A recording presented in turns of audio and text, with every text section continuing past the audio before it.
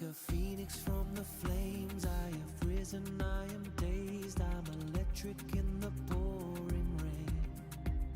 Now I know, I feel untouchable. Look into my eyes, I'm free. I'm gonna fight the fire, you'll see. I'm reaching for that long lost dream that I used to have. Now it's time to bring it home. I will raise my game, I will break these chains, I will make my name, I feel it in my veins. I'm like a hurricane, I'm a one-way train, I will take these reins and not go against the grain. Raise my game, I will raise my chains, I will make my name, I feel it in my veins. I'm like a hurricane, I'm a one-way train, I will take these reins and not go against the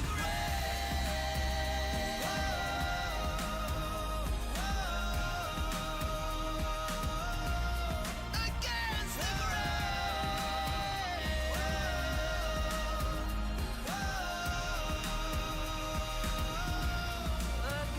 the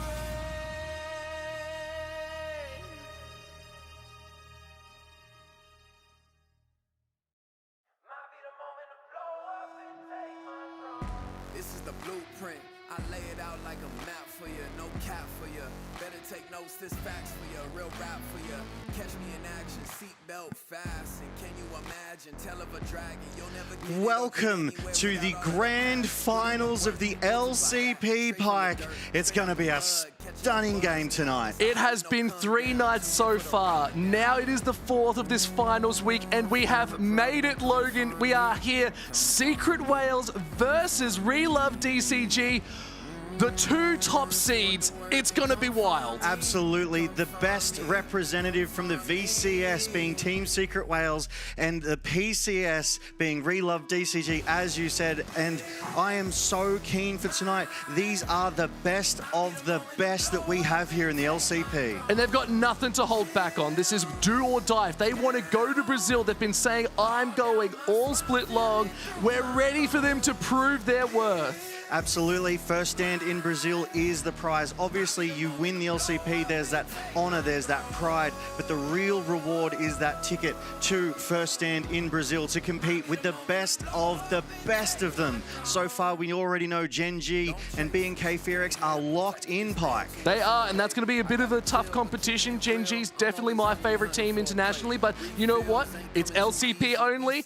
Oh, it's a bit of a tough call if I'm being honest, but you know what? Let's talk about the teams a little bit. Let's talk about why it's going to be so tough. These guys, they've been slogging it out through 6 weeks of games amongst the best that the LJL, the VCS, the PCS has to offer, and they've made it to the tippity top here in this knockout stage. We've had some upsets as well though, Pike. We really have. Like, it's the GZ upset that DCG came and just ran it back. At the same time, CFO getting taken out so early. The returning favorites that everyone was banking on, thinking they were going to get the repeat win. But no, it's a whole new lineup tonight.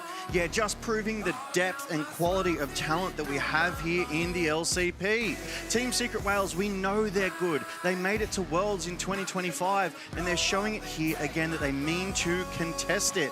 But today's matchup is Team Secret Wales versus DCG, our first and second seed, and I'm really looking forward to seeing how they're going to bring that to the Rift here tonight. Yeah, look, it wasn't SHG, a little bit of a fun one, but you know what? Yes, you're right, Secret Wales, we haven't seen them in a couple days, so they've had a bit of time to prep. I think they've been watching their competition, and there it is. It is the best of 5 tonight, these 2 teams, but we've seen so much of DCG. Relove is really primed. They've been warming up in these series, and last night was a spectacular reverse sweep, so Could we see that again tonight, or are we just going to see more dominance like we've seen out of Secret Wales? I would have to believe that this is not going to be a dominant one-sided series. Yes, one or two of these games might heavily go in the favor of one team or the other, but this will go to 5. I would almost promise it, Pike. They're the best we have.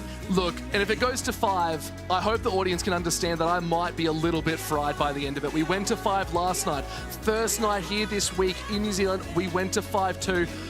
I'm feeling it. I'm definitely getting ready to go. I've been drinking water all day, but here is our #1 seed, Team Secret Wales. Yeah, and they are looking in fine form. Hun, Hizto, Dyer, Eddie, and BA. Absolute menaces on the Rift. A fun little fact, Eddie, objectively by the stats, is our #1 AD carry in the LCP, Pike. I believe it. Eddie's a monster. You got to fear this. It's sort of like that doggo that we saw last year. Was so dominant, played unusual picks, and really started to bring it to life. We're seeing it from Eddie. Yeah, and we do get to take a look at the highlights in a minute here, Pike. The best of what they have done and achieved here throughout the split. And just these plays, even BA on this Nautilus has been a menacing support all split long. Walked into that brush completely blind. They shouldn't have won this fight, but their outplay here. And look, I think this is a testament. We've seen all split long that LCP is known for the scrappiness, the overall just commitment to a fight. They'll just keep going, and you don't see that anywhere else. LEC, they just love to play methodical. They find their leads, but no, LCP takes every single fight available, and Secret Wales, I think, are the best of it. They can take these fights. You are so right, and that scrappiness is what made me fall in love with the VCS. It's what made me fall in love with the LCP at large. They will take any fight at a moment's notice, whether you or they are ready or not, and it just leads to these explosive situations that are so entertaining. And look, you can even see here, there is no way this Olaf survives the fight, but they flip it again. They send 2, 3 members up. Yes, they still lose the jungler. The Nocturne goes down, but the rest of the team's here. Oh my lord, that grand entrance gets me every time. That flick back.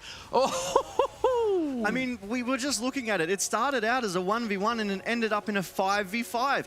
Where do they all come from? It's that reaction time, it's that scrappiness, it's that willingness to fight. And that's why Team Secret Wales also has one of the single highest kill percentage rates on most of their team members. They're ready to back each other up. yeah, that's it. But there is the competitor, Relove DCG. You cannot count these guys out. At a moment's notice, they will turn up the heat. They're ready to cook. They took the reverse sweep last night. Florin, Pop9, Hongshu, Fang, and Xiaoxi. Wow. How do we even break these guys down? Because you've got to give a lot of props to Florin, who just soaks every bit of pressure. He is undeniably the most solid top laner, I would suggest, in the LCP right now. He handles dive after dive. He's able to take it all and give it back here, Pike.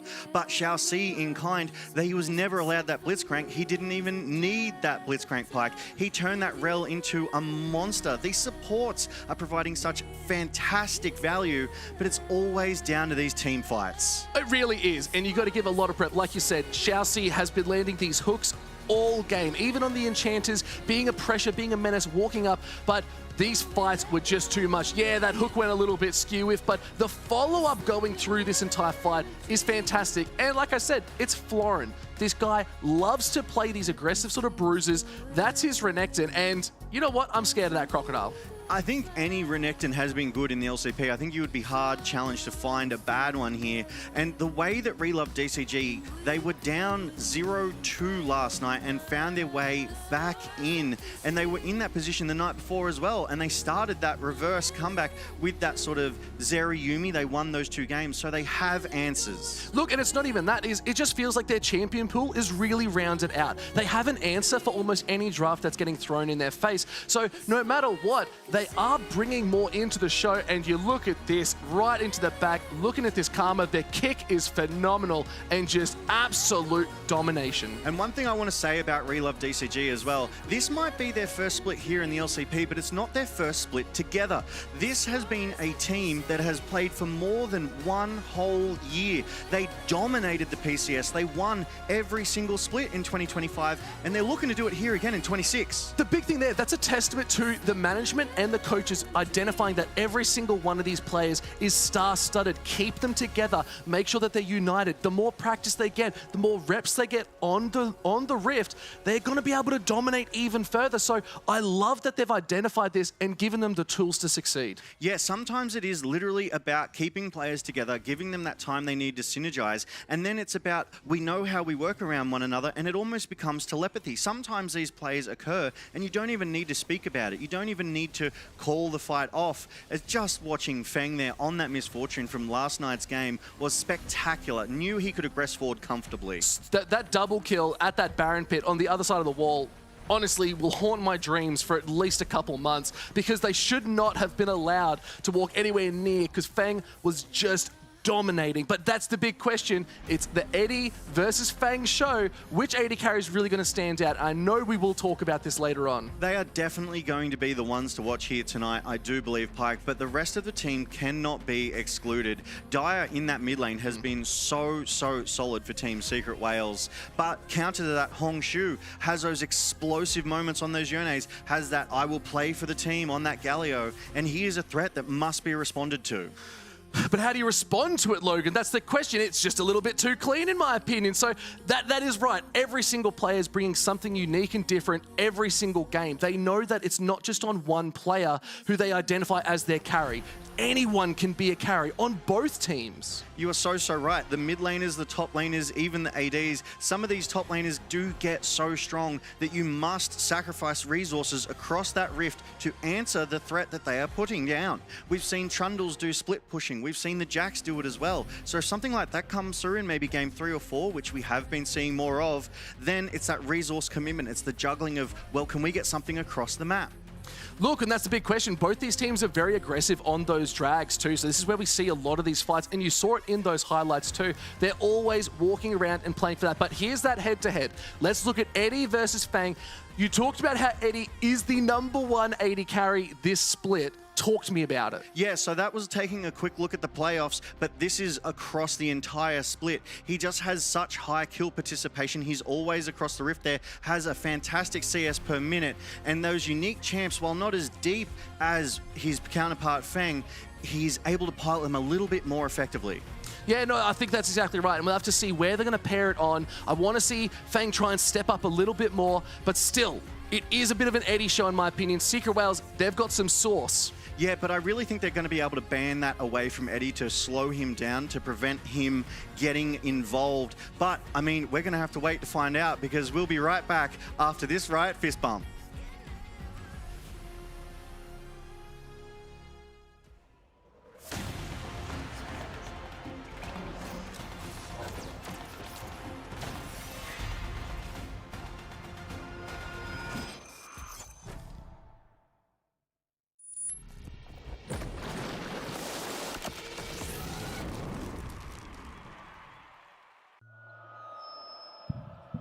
Who's going to Brazil?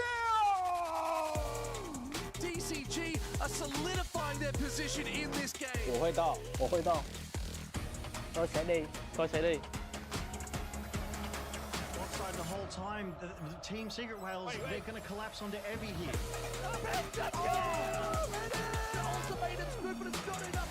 Which is not the end of the run. He's going for it. Towers are going down. Fair one. Strike the ultimatum any longer. 大家好，我是凯文，我会在巴西等你们，不见不散。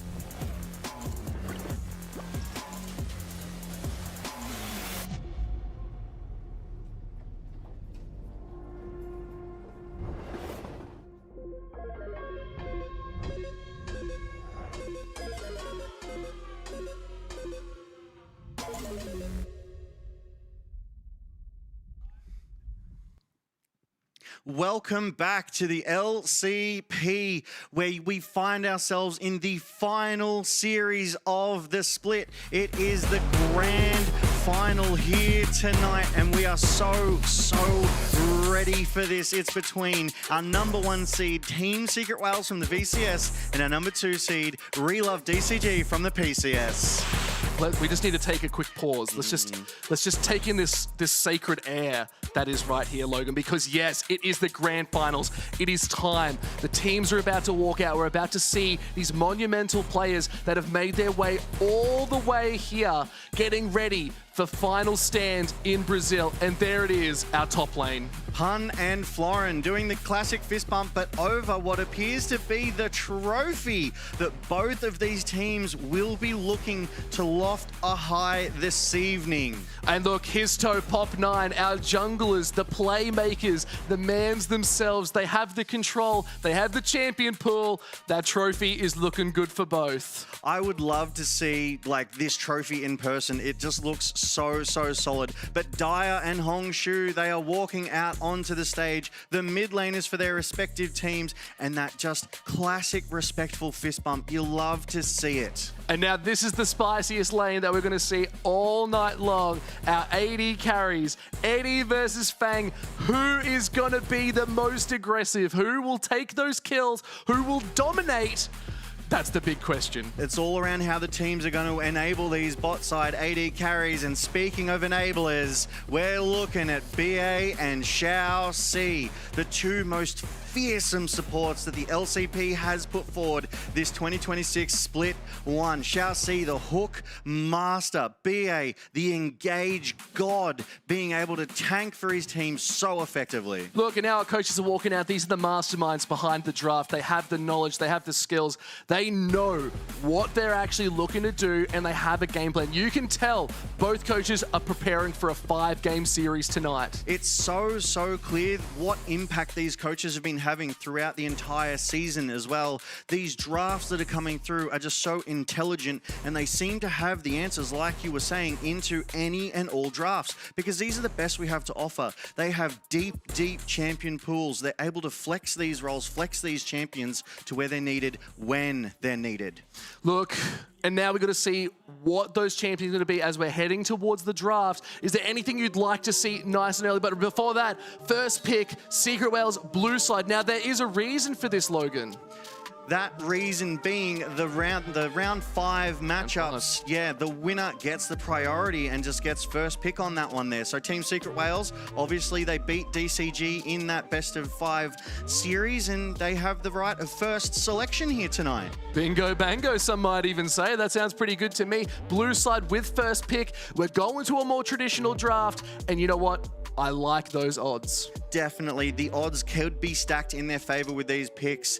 But one thing I do want to point out, and I would have to say that Team Secret Whales is going to be trying to work towards here tonight as well, is enabling that Eddie, because Eddie here in the playoffs has the highest damage per minute, has one of the highest kill participation percentages, and has been enabled by the rest of Team Secret Whales. So it wouldn't surprise me if Dyer goes for that Galio, maybe game 2, maybe game 3, and they put forward this dive composition. Yeah, look, and Galio's had a bit of an interesting run too. Hasn't won as many games as we'd like to hope, but at the same time, there's still so many priority picks out there. You got the Talia, the Ari has been so sought after and has the best win rate for any mid lane. And you both know that these two mid laners can pilot it so fantastically. Orianna hasn't had the same sort of impact we've wanted. It's been picked so many times in the first game, but to no real domination to be seen. Yeah, we have seen that Orianna picked up and has been able to get those command shockwaves down, but look at that trophy, Pike. Oh, I want it. I love how clean it is. Yeah, it's got like the nice rocks with a bit of lava and stuff in it. That is just a bit too much. It's a bit hot, maybe. Kind of bougie, if you ask me. But we are into the picks and bans, and like we were saying,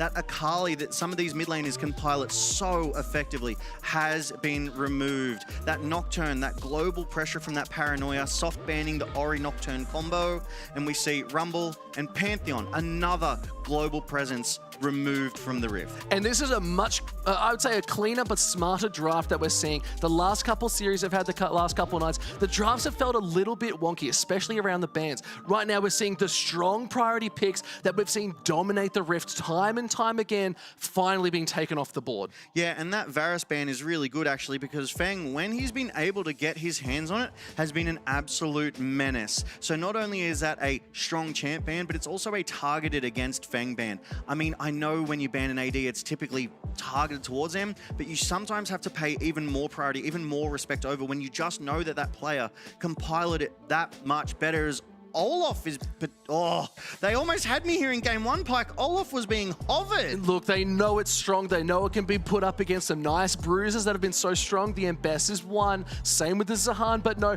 Now they're looking at least in Orianna. Please stop baiting us with these random picks. Orianna's picked up. I don't know how I feel about it. With a 5-win, 12-loss rate, neither do I, Pike. I think the teams have adapted. They have learnt to the answers for Orianna, especially when you remove that Nocturne. There is that Vi, like you said last night, with the cease and desist delivery system, but they've got the Azir in the mid lane. They've got the J4, which is one of Pop9's favorite jungle champs. Look, and it just makes so much sense. The Azir is a really good, easier matchup for the Orianna. Orianna's going to have a little bit more of a rough time into that. It's very similar to the Ryze matchup, where Ryze will scale as well. Azir does the same, but the Corki being locked in. This is a nice draft overall for both teams being cleaned up in this first pick phase. I have to imagine there was some confidence in this Orianna pick because Team Secret Whales, they went blue side, they went first pick. They had this intention in mind. So I'm sure that Dire has been practicing with this. I'm sure that they've been scrimming in these side games, in the practice sessions, and they've put something together here. I'm just hoping they're able to execute on this one. Here's the big question though. You've locked in the Inara. That just tells me there's gonna be a Lulu ban. What more support do you put in? Could you go the Alistair? Could you go a Nautilus? Could you get a little bit more CC lockdown that we're gonna be seeing? So I like the Inara pick. It's strong. It's been doing a great job. Is it going to be paired with the right support, though? One of my favorite supports that I do like to see with those Yunaras is actually tank engages. The ones that can lock them down and let Yunara stay at maximum range or have a body between her and the attackers. So I do like the idea of the Alistairs, the Nautiluses, the Leonas for Yunara. Obviously, they're not the S tier, so to speak. We would prefer those Enchanter supports. But if that Lulu is banned away, that would be my preference to see those engaged tanks, which we do know Xiaoxi is very capable on. We saw him on that rel last night, just able to get so much lockdown. And Pike, there is that Lulu ban. Yeah, it just makes so much sense. It is sort of like the hot pick. Yunara as well, only got 2 wins and 5 losses, so it's not the strongest we've seen. We know it's a strong champion, but it hasn't had that same effect that we wanted to see out on the Rift in the LCP. Now, I have to see, is the Nars been taken off as well? They did get the hover for Secret Wars before. They thought they could first pick it, but we all know in solo queue, you do not first pick your top laner. It is a rough deal. Yeah, giving that counter pick over is not the best idea, so they have gone through, they've banned away that Gnar, and they've also banned Nami away. Another support for support kind of ban here. They don't want that paired up with that Corki, getting that Valkyrie down, and they just keep teasing us with this trophy. I can't look at the draft when I'm looking at that trophy every time. It's like an awesome coin embedded in stone back from the prehistoric age in my, honestly, and you know what? I'm here for it. It's given me hope. They were listening in. They've banned out the Alistar as well here, Pike. Yep. But that trophy is exactly that. It's such a strong reminder to us here of what is at stake. This is a grand finals match. These are the best 2 teams in the LCP. The loser here gets nothing. The winner takes it all, goes to first stand, goes to Brazil, and that's why these drafts are so important. That's why you want to win that game 1, start to build that momentum, snowball it, and that mental advantage. But that Nico potentially picked up, made it through the ban phase, and so has Bard. Oh, Bard is available too. What's going to stop a Nico better than the Bard himself? Playing that musical horn. That's what we've been waiting to see because it always gets banned out. But still, Nico is such a strong engaged tool. You can't ignore that that is going to be something you have to be very careful of. If this Vi goes a little bit too far, which we've seen before, Nico can respond. Yeah, I think they're going to have a hard time locking Eddie down on that Corki, however. Ooh. But they could look to target Dire fire on that Orianna. A very, very immobile mid-lane sort of mage there. Rakan also very, very mobile. So Xiaoxi is going to have to play this Nico from flanks. I don't think he's going to be able to walk in from the front on full vision because TSW, they're going to see it coming, they're going to be able to split it up. But maybe that's all they need, the zoning ult. And by the crikey, we've got Renekton. Look, Rumble's banned out. Makes sense. Now we're putting the Cassante into Renekton. And you know what? I kind of like that. It's an interesting matchup. Going to be a little bit more advantageous over to Pun. So the Crocodile's going to have a little bit more priority. But we know Florin has proven it time and time again.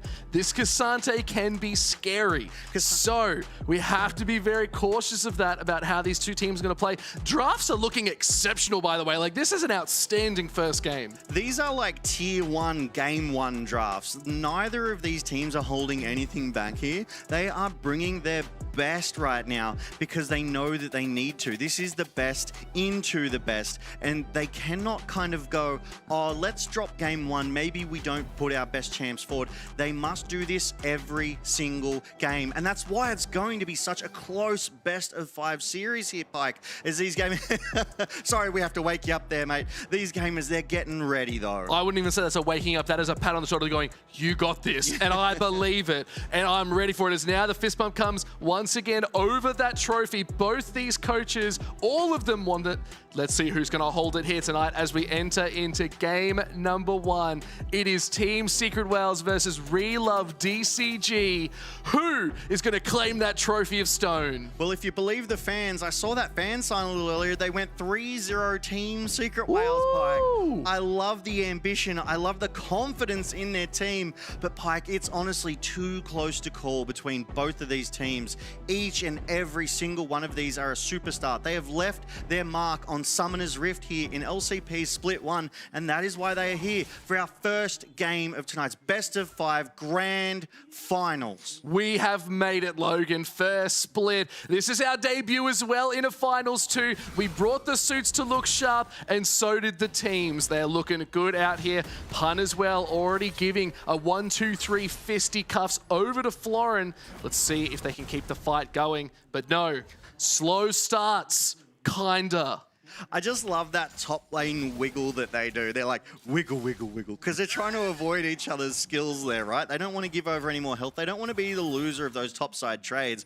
But we've said it before. It's like a wet noodle pool fight, right? Nothing much is going to happen, especially at level 1. Look, if I'm in a wet noodle fight with a Renekton, that means I'm in a creek somewhere, and that's really dangerous. Most of the time, there's signs for do not swim.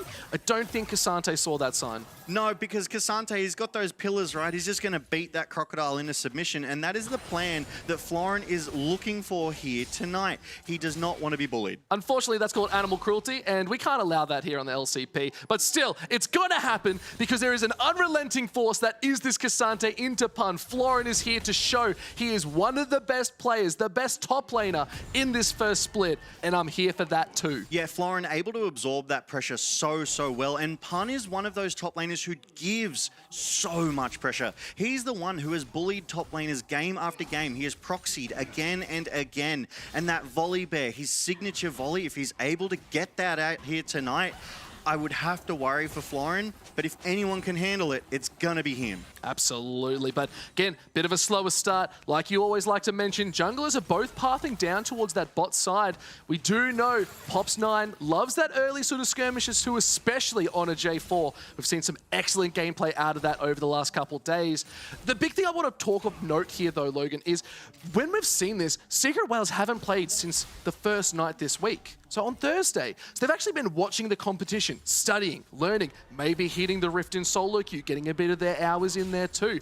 That's actually a lot of note. DCG have had to sort of struggle and grind to get to where they are now, but they've had to overcome a lot of barriers. So there's a test of that. So the big thing I want to talk about is what is actually better? The pause and the break to take a relax and study? Or is it to keep your hands dirty and in the muck to fight it out? Well, whenever you know a test is coming up, what do you like to do? You like to research, you like to study, you like to take a step back and observe. And as you say, that's exactly what Team Secret Wales has done. The last time these two teams came together in the regular split, Team Secret Wales actually dropped that series to Deep Cross Gaming. But we did see them in the playoffs. Team Secret Wales 3-2 Deep Cross Gaming here. And now Relove DCG and TSW, they are in their third series matchup of the LCP. I have to imagine they've prepared a lot for this. Yeah, no, and that's the best way to do it. I don't usually prepare for tests, unfortunately. I'm not usually a big preparer. I just sort of wing it. I pass. What do they say? P's get degrees. That's right. Yeah. Yeah. But that's not what these guys are doing. No. Because Florin's having a bit of a struggle street into pun. It's the pun special. Might look for a dive if they're waiting for cooldowns, but been sent flying. No mana to speak of. Pun is just hitting that tower. Oh, and slashes out. It's looking real rough for Florin in this early game. The fact that Pun can walk a wave in and just chip away at that turret, taking that trade back from Cassante, unbothered there, Pike, speaks to how much of an advantage he has here in this trading, in this matchup. Gets himself that plate, and he's going to walk away. I surely have to think he's going to recall, and he is making steps for that. As we do see his toe roaming, he is on that sort of top side, the top half of the rift, and the first Drake of the game coming up in 30 seconds, but Xiaoxi had roamed to that mid side just to kind of get a little prio, get a little pressure onto Dyer early. That's this crazy thing with the Nico too. It's just like, why is there a minion walking away? It's meant to be in lane. But no, it is the Nico. It's one of those traps, but nice aggression from Hongshu too, trying to keep Dai out, but a nice little fight as BA does find two members. Grand entrance is nice, but they're looking for the recovery. Pop 9 may have overstepped just a little bit too much. The flashes are burnt to stay alive, and you see that thumbs up. And this is why these two teams are so good. They went for that engage. They saw BA in the jungle, thought they'd caught him out. Team Secret Wales. Shockwave is good. Is it going to be enough as Hongshu's low? And it's first blood solo Bolo Logan. That was shocking, Pike. We were just talking about this bot side engage and how they were so good and that they disengaged from one another when they realized pushing too far might have cost both sides too much. And then in the mid, Dyer just walks Hongshu down with that significant CS lead as well. Look at that. There's the level 6. Instantly pulls the Shockwave, flashes forward, doesn't have enough mana to get the re-jump forward. The Shurima shuffle is not going to work here tonight. There's a flash against Eddie. The control Secret Wales are all over him. We can't even stop to talk. This is the LCP that we saw in night 1, night 2 of this finals week. It was more than a kill per minute, Pike. But as you say, Dyer aggressing forward, flashing, gets that first blood, nets that extra 100 gold from that first blood bounty sort of bonus. And that is just so what you want to see. And I mean, in 6 minutes, a 1.4k gold lead as we get this replay here, Pike. This was such a good one, and I want you to cover it because we didn't even see half of it. Eddie's obviously looking for a good trading pattern. Fang, they're both at about the same amount of health. Valkyrie goes forward, barrier to negate a lot of that damage, and here comes BA. Using that E very nicely to close that gap and then able to knock up Yunara, gets the flash, closes it out. That was really good trading from Eddie there, getting those max range Foss bombs and Valkyrieing forward aggressively. These summoners so far, they've all been aggressive. None of them have been defensive. Nah, none of that in the LCP Grand Finals. We're not being defensive. It is go, go, go, Logan. And that is what we like to see. But unfortunately, it might result in me losing my voice if they decide to go that much harder again. But First Dragon did get secured by DCG. They're all on the map for objectives. Now it's the Void Grubs that are coming up in just a minute. Depends where these teams want to look for it. Well, we do know Relove DCG loves their jungle objectives. I would fully expect them to be the first to get that vision, rotate around to those grubs.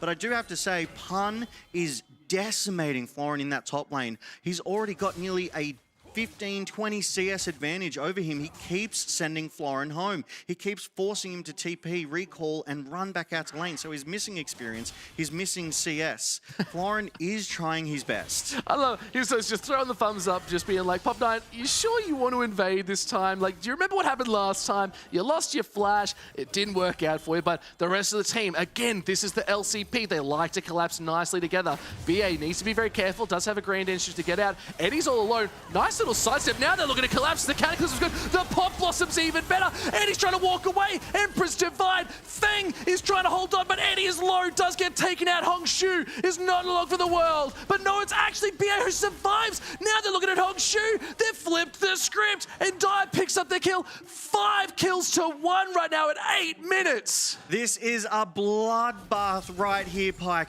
That fight broke out almost over nothing. It was like, oh, don't take my jungle camps. You know what? I'll take your team here. Team Secret Whales rotated so well and effectively. Eddie just caught in that Cataclysm, caught in that Pop Blossom, able to Valkyrie out and lay down so much damage onto Hongshu that it was an easy cleanup for Team Secret Whales on the backside, and they find themselves at a 5-1 advantage here, Pike. The gold is already 3K in their favor. But the big thing here, it was perfectly layered CC. The Cataclysm into the Pop Blossom. Then it was the Emperor's Divide. They all hit their mark. It just meant nothing. And that is devastating at this stage of the game. You're looking for a couple more kills to stay in it. But now, DCG, they lost the fight, but they take the grubs as a little consolation prize. Which is exactly what we expected them to do. Relove DCG is one of the teams in the LCP that puts so much priority on these jungle objectives. They want to start that Drake stacking. They want to get those grubs. Yes, they're not as valuable as they used to be, but they're still not nothing. There's still an extra turret shot that you don't have to take, a little extra damage, as we do get some trading in this mid lane. Oh, but if we Shockwave again, Dyer. Can you give the guy a break? That was unexpected, Pike. I was trying to talk about jungles and vision. Meanwhile, Dyer's like, watch this. He's got that 20 CS lead over Hongshu right now. He's running this mid lane. Eddie with the 10 over Feng. Hun and fancy. Dyer's reading it like a book again, but this is the different Orianna we expected to see out of this mid laner. Dyer knows those limit tests and has proven time and time again that early Shockwave kill has just solidified even more. 3-0-1. They're getting so close to completing their first item. Like you said, a huge CS lead now completed in this mid lane. 20 CS up. Hongshu, I think they're feeling a little bit tight in this game, but it's the DC special. They give them a little bit of confidence. They make them feel good, then they take it all away. We have seen this script before too, Pike. You are so right. Game 1, Game 2. DCG, they've lost these plenty of times before, and then they've absolutely turned it back around in that Game 3, and they've started that sort of reverse sweep energy. I would not consider Relove DCG to be down and out of any game at all. I do see this gold lead. It's currently at 3K with the next Drake up at 45 seconds.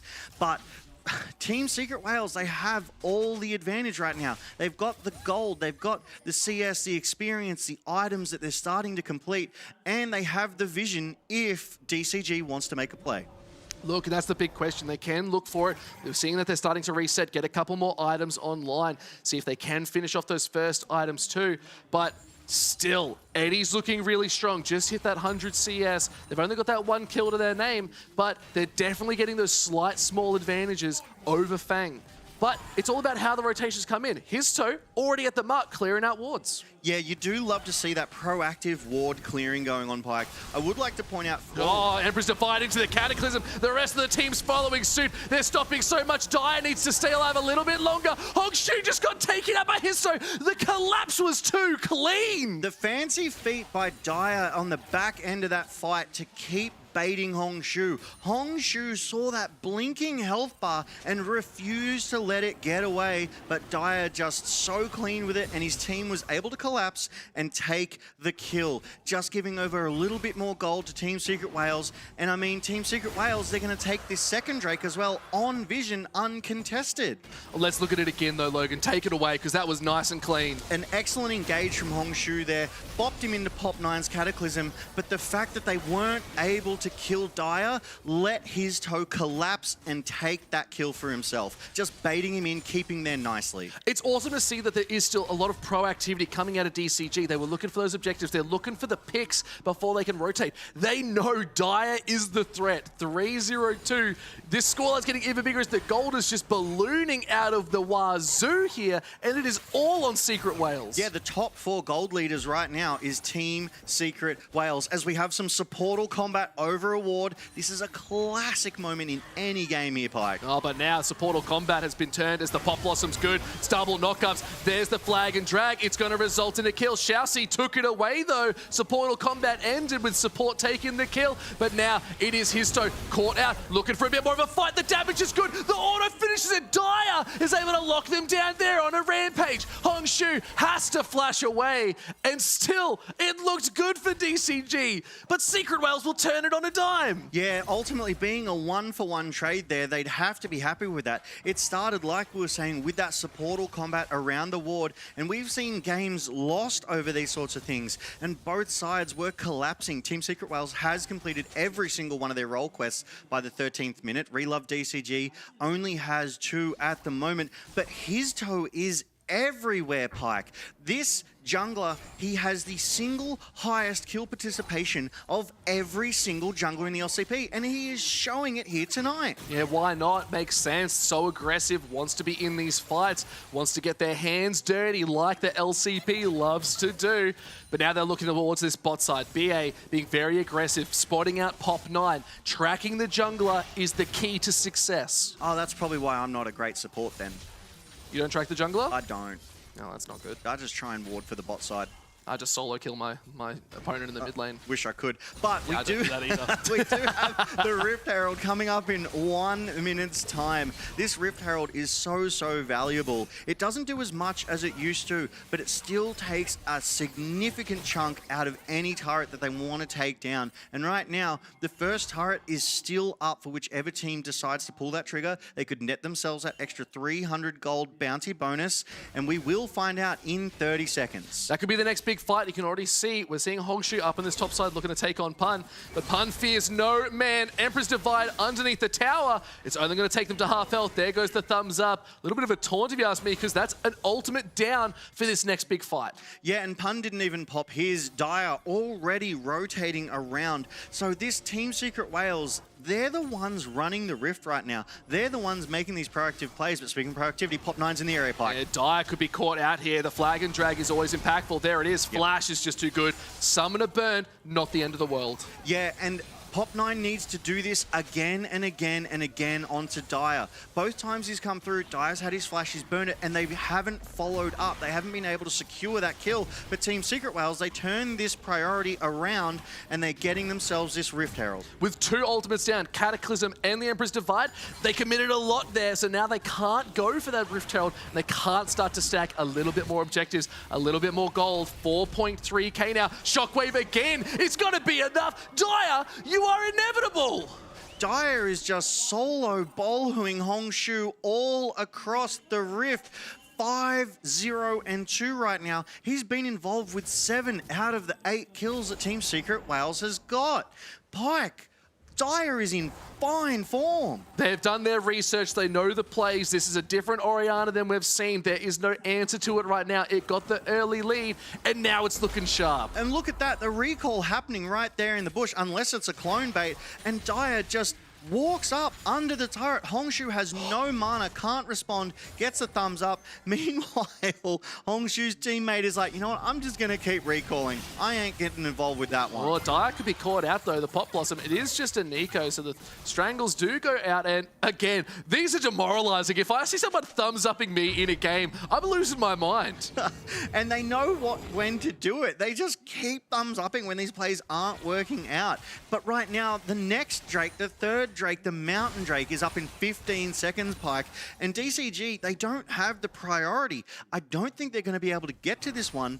And it just shows that Team Secret Whales, they're pushing DCG out of their comfort territory. They're not able to get to these jungle objectives like they want to do. Look, and that's all coming down to this good, strong control. Vision control is so important. We're seeing small, incremental leads across the map. It's really in this top side over to Florin and Xiaoxi in this bot, but that's because they've just got that one kill. Florin's farming up a nice little storm, but nothing too crazy. Now it's a 2v1 up at this top tier 1. Let's see if they want to commit, because they're sending 4 members. Pun, the Dominus is pops. They got to hold on as long as they can, and there's the flash out. Pop 9's able to look it down. They're tanking it up as Pop 9's so low. They trade over the dragon, but no, BA's here and secures Pop 9. All the while, they also got the Drake, Pike. So Team Secret Whales, yes, they lost Pun, but they were able to get get the 1v1, so that was value, that was worth. 4 members of Relove DCG missing from the Rift. They get the Drake, they get the bot side tier 1 as well, and they are racing away with this 7,000 gold lead. They've dropped the Rift Herald in the mid. DCG,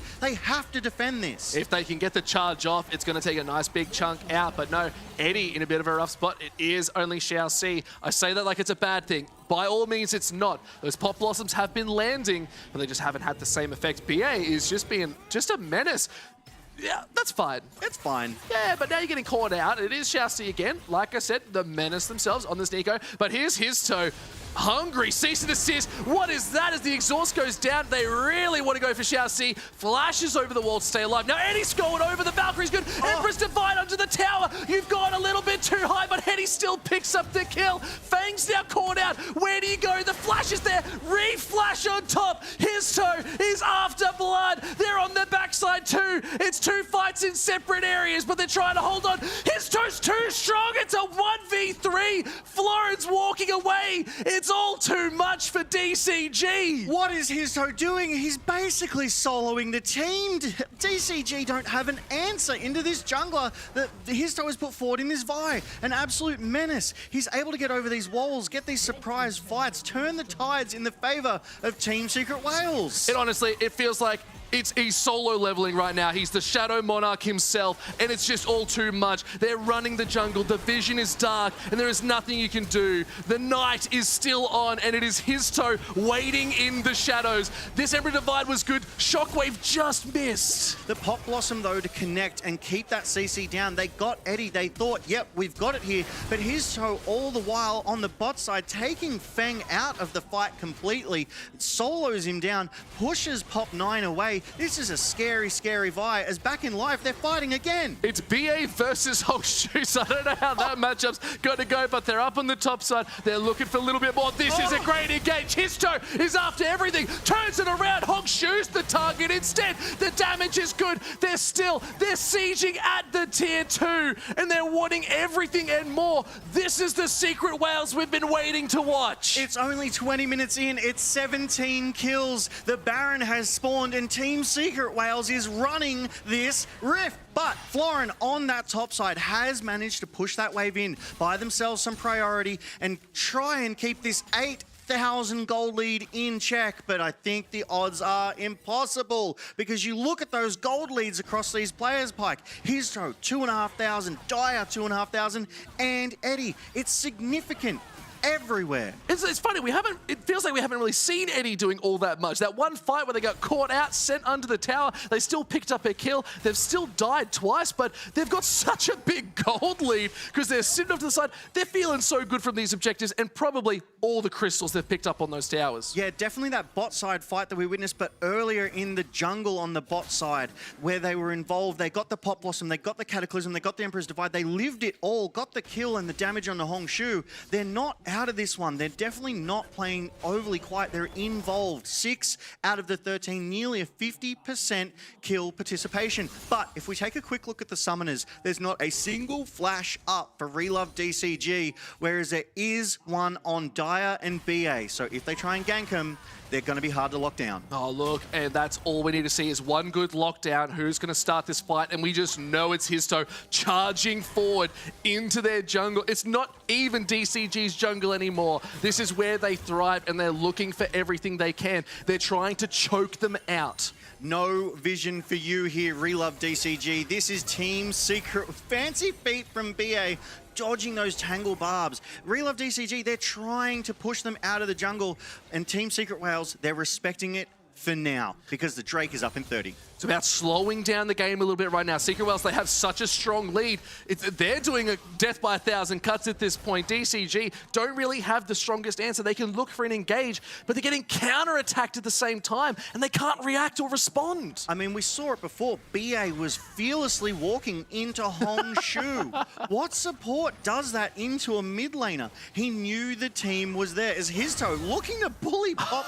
Oh my gosh. So we're looking at the gold lead. I'm just looking at minions now, and that is almost a flame horizon in the jungle. Vi has been living there rent-free, not just in the jungle, but inside Pop 9's head too. 502, nearly 100 CS, as you said. And Team Secret Whales, they're going to pick up this third Drake. They're going to be on Soul Point. And it will be a Mountain Soul if they are able to collect that fourth. 2 Mountain Drakes plus the Soul. That is so much tankiness. The armor and magic resistance. I mean, Team Secret Whales, they don't need to be harder to kill, but they will be. And items just looking even better again. His toe might be caught out. TPs are coming in. Empress Defied, Pop Blossom. The flash is good. Actually goes forward onto Fang. They might survive a little bit longer, but no, it is Fang. They are picking up that kill. Pun is here as well. Eddie's trying to do the damage. Florent is tanky. Look at the backside. Somehow BA's on Pop 9 and doing a lot of damage. Eddie throws the rocket. The barrage hits. Now Florent's in the line of sight. BA locks down the kill with the grand entrance. They're chasing them down.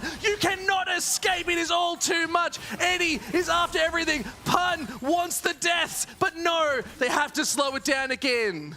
Relove DCG got the first kill. It was a 5v4. Team Secret Whales turned around and got 2 back. That's illegal. That's not allowed. They're doing it anyway, Pike. And it is awesome to see Pun on cooldown flashing forward to secure kills. They got the shockwave and they just didn't have the range, but Pun is full committing. This is the #1 seed of the LCP in form. They are impeccable right now, but we take a look here. His toe invading that jungle aggressively because he knows he is strong, but the flash engage onto Fang to turn it around. It's almost like, surprise, I'm actually going for you here. The TP's committed. The flank angles back here. BA on Pop 9, tanking him up so Eddie can just turn and hit him with that big red rocket. And then TSW, they just move forward as one group and collapse onto Relove DCG. They're forced to retreat.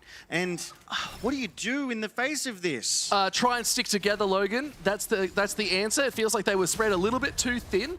DCG sort of were overcommitting. No one was able to follow up as much. You saw Fang going over the wall and was like, I might be caught out here. The rest of the team's here. But the Baron's been started. Yeah, Team Secret Whales, they're on this Baron. It is on Vision. DCG, Pop Blossom is going to hit BA. They might have been caught. It's a lot of damage. It's going to be too much for them as Empress Defied into the back. This is DCG looking fire, but it is just a goal difference. It is Secret Whales just doing so much damage. Dyer is being looked at. His toe is just blasted from the pass. Hongshu cannot hold on, and it's a clean ace, and it's looking so good for Secret Whales. Team Secret Whales took the fight. They're going to take this Baron at the 25th minute. It's 27 kills. It's more than a kill per minute, Pike. We expect it every time, Logan. We expect it every time.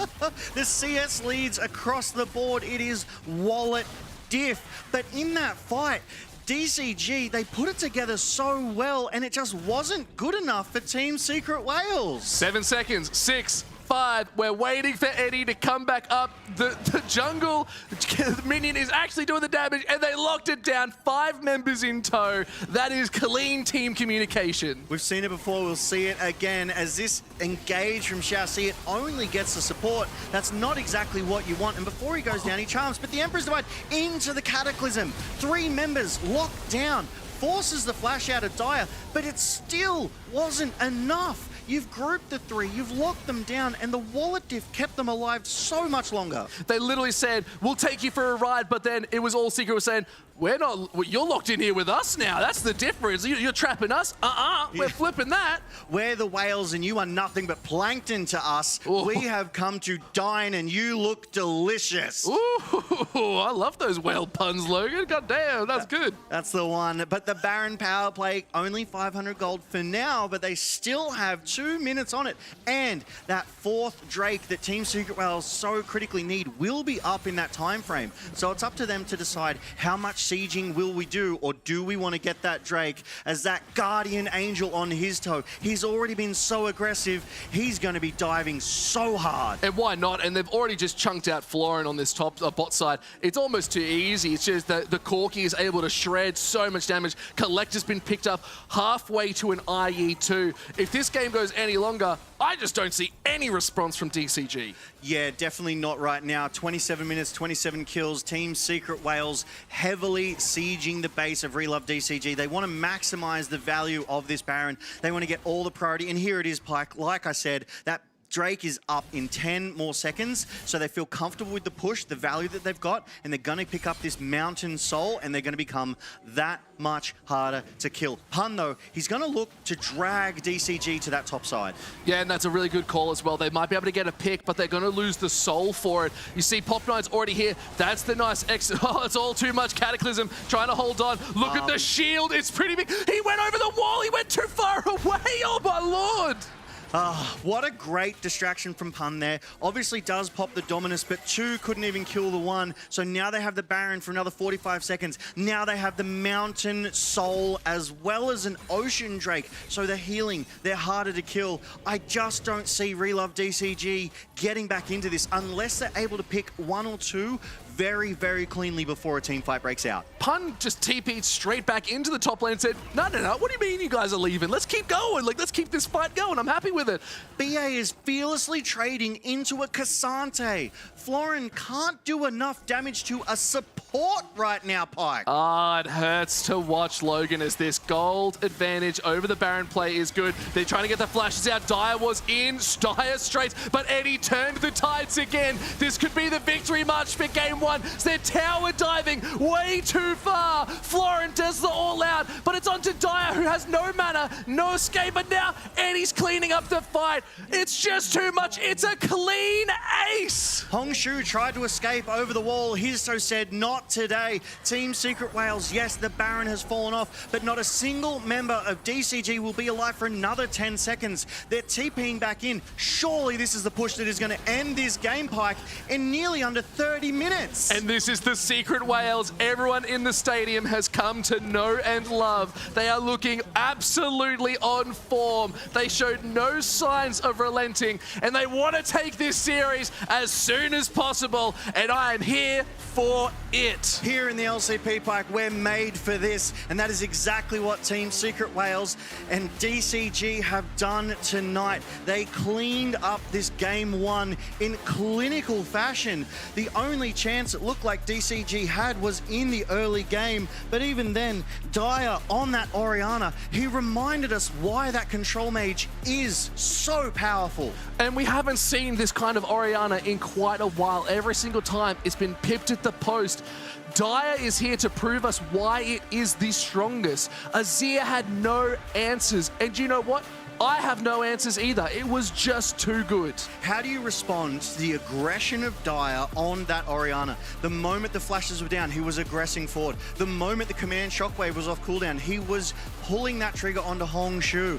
I am so impressed with the damage that came out of Team Secret Wales here tonight, Pike. Absolutely, and you can see straight off the bat, it's almost double the damage for Corki too. Huge work from Eddie, absolutely massive. Feng, unable to find any angles in this game, was just kept away. Unfortunately, Xiaoxi on that Nico was not able to do the best pop blossoms like I called in the draft. They just had that mobility. They just saw it coming every single time. And when it did land, it was only onto one Pike. Yeah, and it was just so rough. They weren't able to make anything work for them in that case, but you got to give, I would say, most of the props, and so far my MVP for the series, Histo. This jungler, this Vi, was everywhere and nowhere. They were the night. And you know what? It just feels like DCG can't see in the dark. That's why they banned that Nocturne, because they do not want that paranoia. But the signs of hope were there for Relove DCG. They were able to get some of those pop blossoms. They were able to get those cataclysms and those Emperor's Divides together quite nicely. Yeah, the combinations were there, Logan. Like, they were actually able to make it all work in their favor. They were just a little bit too far behind the A-ball, and they didn't have the damage in tow to do it. It felt like they were maybe playing maybe half an item, maybe a full item, a little bit too soon, and it just wasn't enough to get some kills over the line and start swinging it in their favor. Even from that early game, Pike. Yeah. Absolutely. And that was what we were looking at with that fight on that bot side. And here we see it again, right?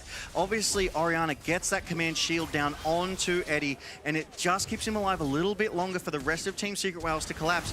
DCG, they know how to make these champs work. They know how to layer this CC, but Team Secret Wales, they know how to outplay it, as Histo was a bully. Histo level 13 to level 10.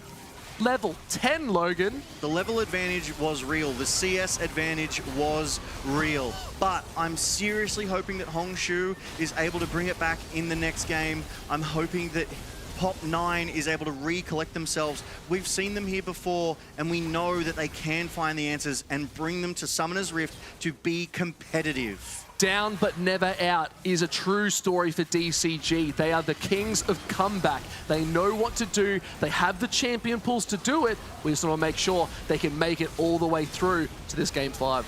Yeah, they definitely do have to survive the onslaught that is Team Secret Wales. There will be a Game 2 and at minimum a Game 3, and I'm hoping Relove DCG is able to at least take one of those here tonight, Pike, because these are our top 2 seeds in the LCP. These are our best, and I expect the best. Oh, look, and we are getting a serious taste of the best tonight. Like, if people are not at home freaking out to how good these two teams are, I don't know what you're watching.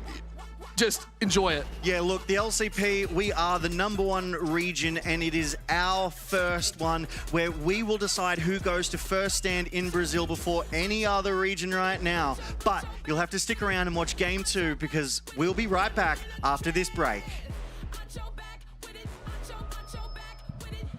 Who's going to Brazil? DCG are solidifying their position in this game. 我会到，我会到。多謝你，多謝你。 Offside the whole time, the Team Secret Wales, they're going to collapse onto Evie here. "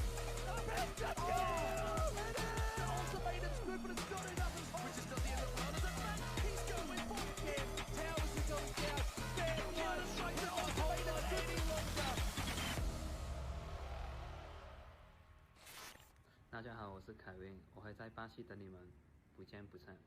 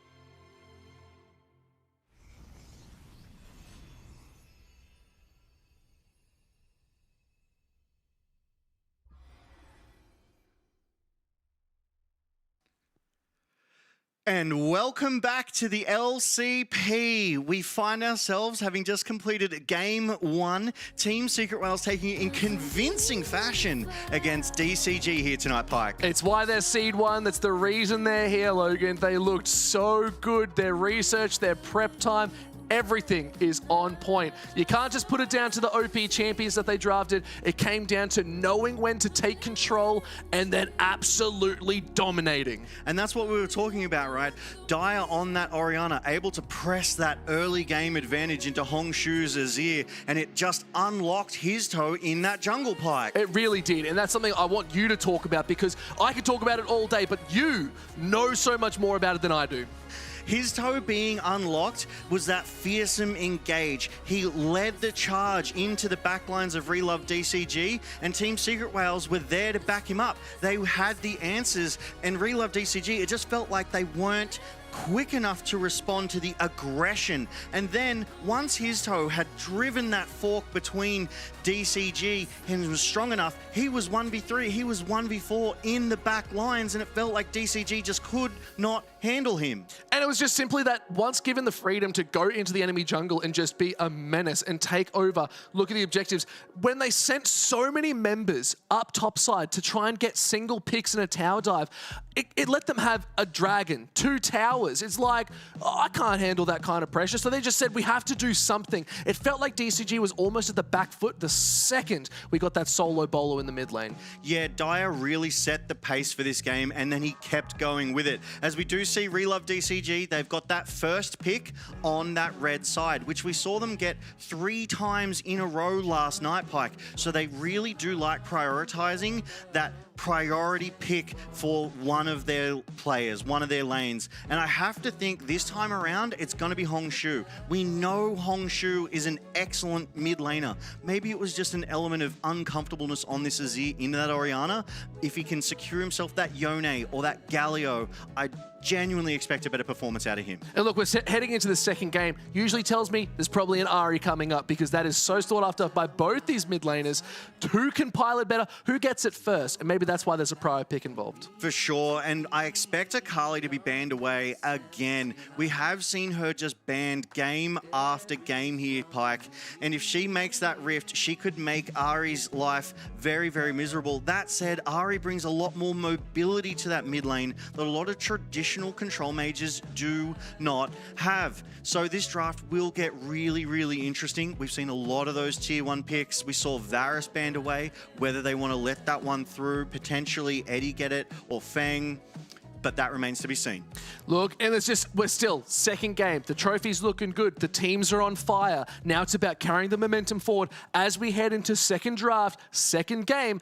Similar bans coming out. The Ambessa, the Nocturne, Rumble as well. Any others come to mind that you think are going to be gone? 80 carries are still left up. We've still got some of those prios that we do like to see. I feel like we could potentially see an Aphelios Thresh maybe this game.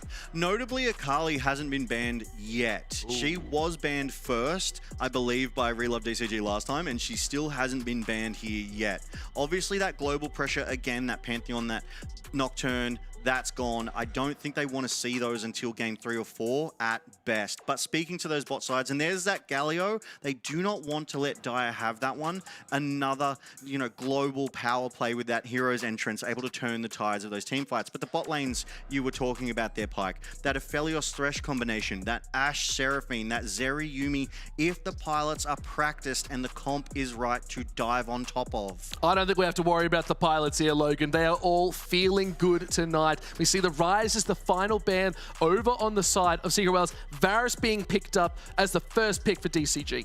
I think that's a really good call. Feng does love that Varus, has performed very, very well on it, and that will get Relove DCG some of that comfort as we see Team Secret Wales pick up that Aurora. Now, Dyer loves to play Aurora if they lock this one in, so I would have to think that this is a mid lane Aurora, but we've said it before, we'll say it again, it is a flex pick.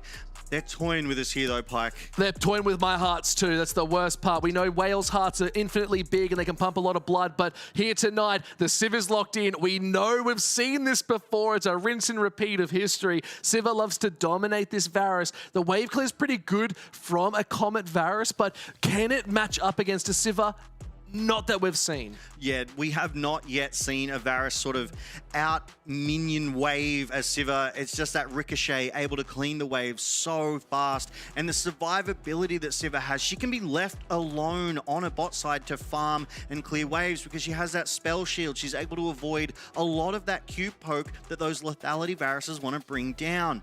We have that Aurora. We don't know if that's a flex pick just yet, but Xin Zhao locked in for Pop 9. Love the Xin. I'm loving the Gwen too. We don't see that nearly enough. It's always banned out. It's a tank buster. It loves to shred. What you pair up against it is a different story. Quite a few champions a note you could go for.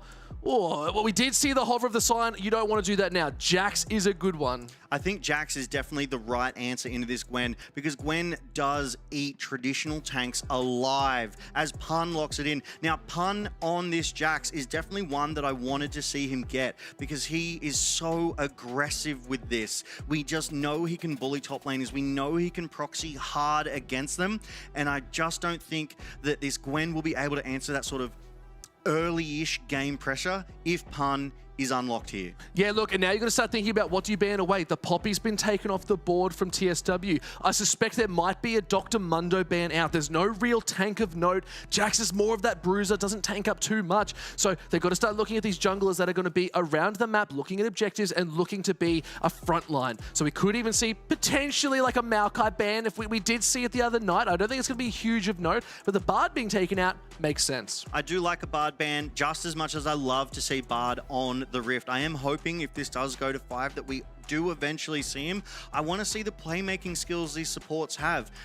Bard just has another element compared to most other supports, especially with that Tempered Fate and being able to travel those large distances and bring the team with him. It's like a mini Realm Warp, but Team Secret Whales, they've banned away that Nautilus. They want to remove that protection that Varus so desperately needs, that front line, so he can sit behind it and poke from a safe distance. Yeah, but now the question is, what do you really put with the Sivir too? Like, do you look to go for an engage? Do you look to go for something like a Lulu that hasn't been banned out just yet, that can enable the Sivir to do a lot more damage? So we might see the Lulu, but the Trundle makes sense. It's another tank jungler that I was literally just about to talk about, but still, a couple more of note. Neferi's still up and available. We have seen them. Wukong, Lee Sin, aggressive junglers we could see. Alistar, I like it as the support here.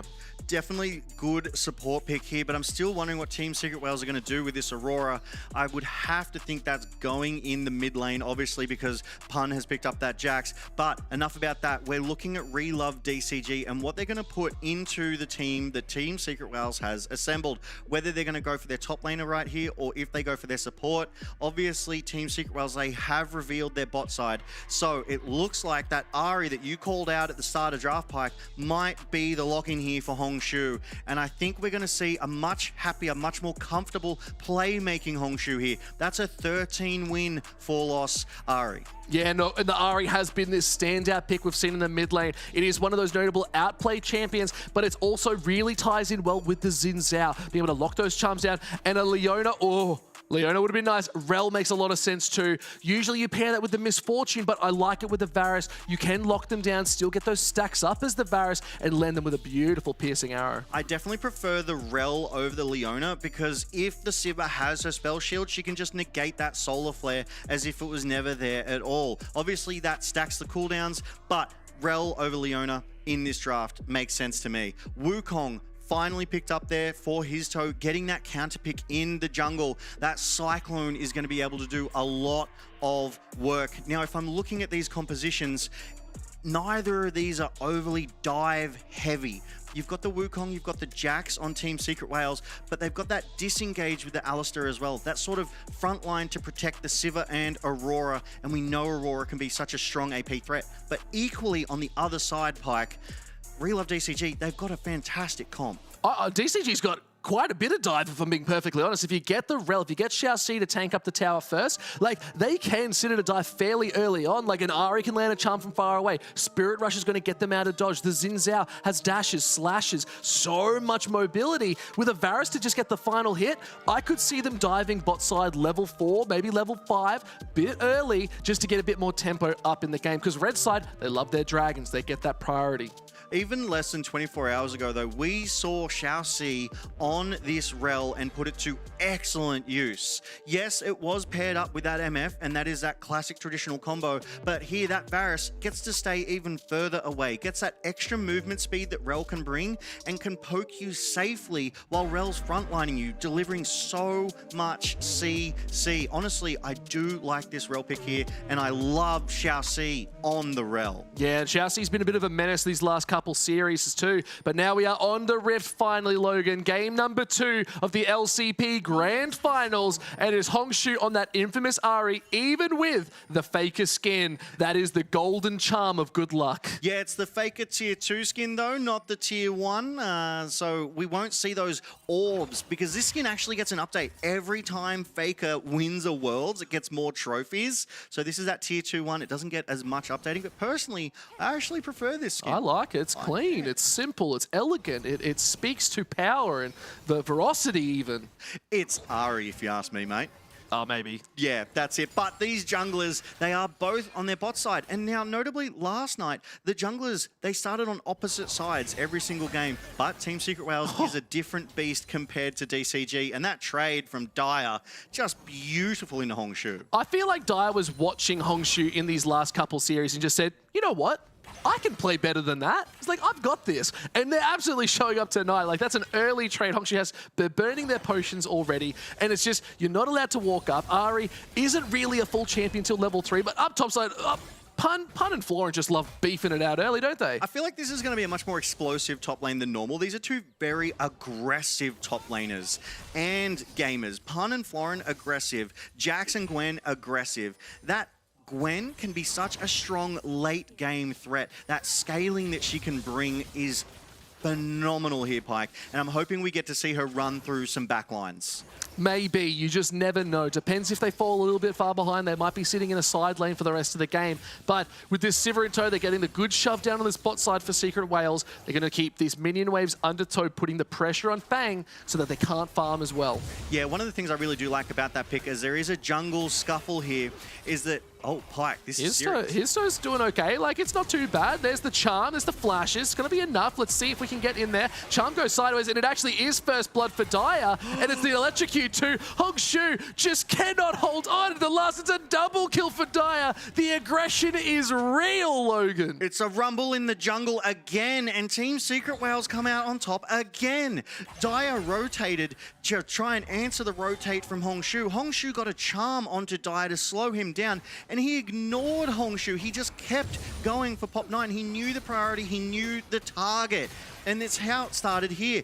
1v1 Pop 9 getting the better of Histo, but Histo knew Dyer was on the way. They burned their flashes. There's that charm we were talking about, but Dyer flashing forward to get that first blood, that extra 100 gold, and then turns it into a 2v1. It's just too good, and I wasn't even too fussed about it because I knew this was Histo in his element, invading, being a menace, just sort of loading to scrap it out, and then knew that Dyer was going to come and support. I saw it from a mile away, and I can see Histo's mind going, I've got my mid laner's got my back. And that's the kind of synergy that you get when these teams play together so often. They just work together, they read each other's minds, they know that they're going to be there to back them up. But Dyer already 2-0, 10 CS up over Hongshu. And it's not like Hongshu is playing bad, it's just Dyer and Histo, they're working together so much better. Histo even has a 10 CS advantage over Pop 9. It almost feels like this is game 1.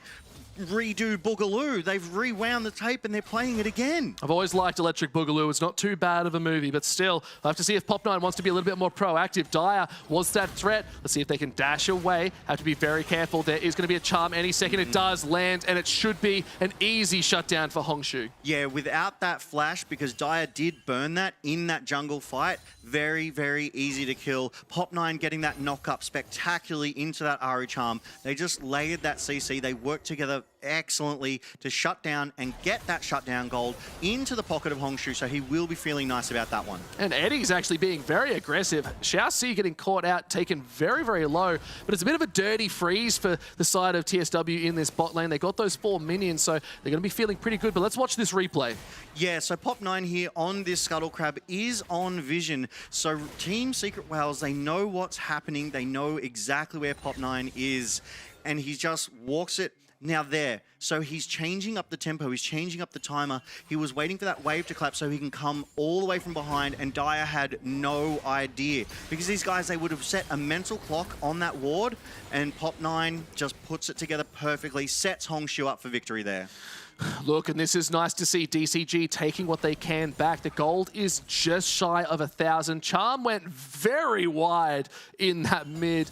Hongshu maybe just throwing out a couple, just a little threatening, just enough. Yeah, the moment that Charm is gone from Ari, though, you can trade so heavily into her because that Charm is basically her #1 threat. You get locked up, they can free fire on you. So you dodge the Charm, you're free to trade back. Both of them do have electrocute, so they will get a lot of value as a fight here, Pike. Yeah, Pun, Master of Arms has been used, and you can see as well needlework taken out from Florin. A little bit panic setting in as Dyer was heading to the top side, maybe just securing some more vision. Trying to keep Hongshu at bay now as they do have a blue buff, and they've got that nice little bit of mana and damage coming out as both sides have fairly decent items, but nothing completed, nothing of note. Yeah, and that first Drake is on the Rift now, Pike, as well. It has been for a minute, and no team is prioritizing that right now, which is unusual. Yeah. We do know Relove DCG loves a Drake. They love a good dragon, especially an early dragon. So yeah, it is quite interesting. Charm does land there. Dyer taking a big chunk of health. That gives them the priority. Yeah, unfortunately, Dyer being sub 50% means that DCG will be able to rotate down. Pop9 is going to get this Scuttle Crab one more time. Maybe he'll turn it into a gank on mid, but he won't. I'm just saying that because he did before, mate. Yeah. Yeah, but he's getting that vision down around this Drake. His toe, though, pops that ward down. We'll know if DCG goes for it, and he could be able to get that cross-map play onto those grubs in the top side. They're spawning in 1 minute, and I think that's exactly what his toe will do. He's going to clear his jungle, and Pun just proxying on Florin. Yeah, well, they know that they're down in the bot side. Pun's got a bit of a free walk up on this top. They can just clear it out. It's between two worlds is used. Hongshu has to be very careful. The electrocute proc did some damage, and it's a lot of threat coming from this Aurora, even at 7 minutes. Yeah, I think Dyer knew exactly what he was doing there. Obviously, he popped the Between Worlds and decided not to chase it down, but by getting that extra hit off, it crocs that electrocute and pokes Hongshu out so heavily, Hongshu will not be able to trade back into Dyer. Dyer does have mid lane priority right now, so Team Secret Whales, they're able to convert both the bot and mid into the first Drake of the game, and it's a Mountain Drake, so they'll get that little bit of extra armor, little bit of extra magic resistance here, Pike. Yeah, it's also nice is his toe reading the map really well. They got the Scuttle Crab and they said, you know what, it's fine, we wait.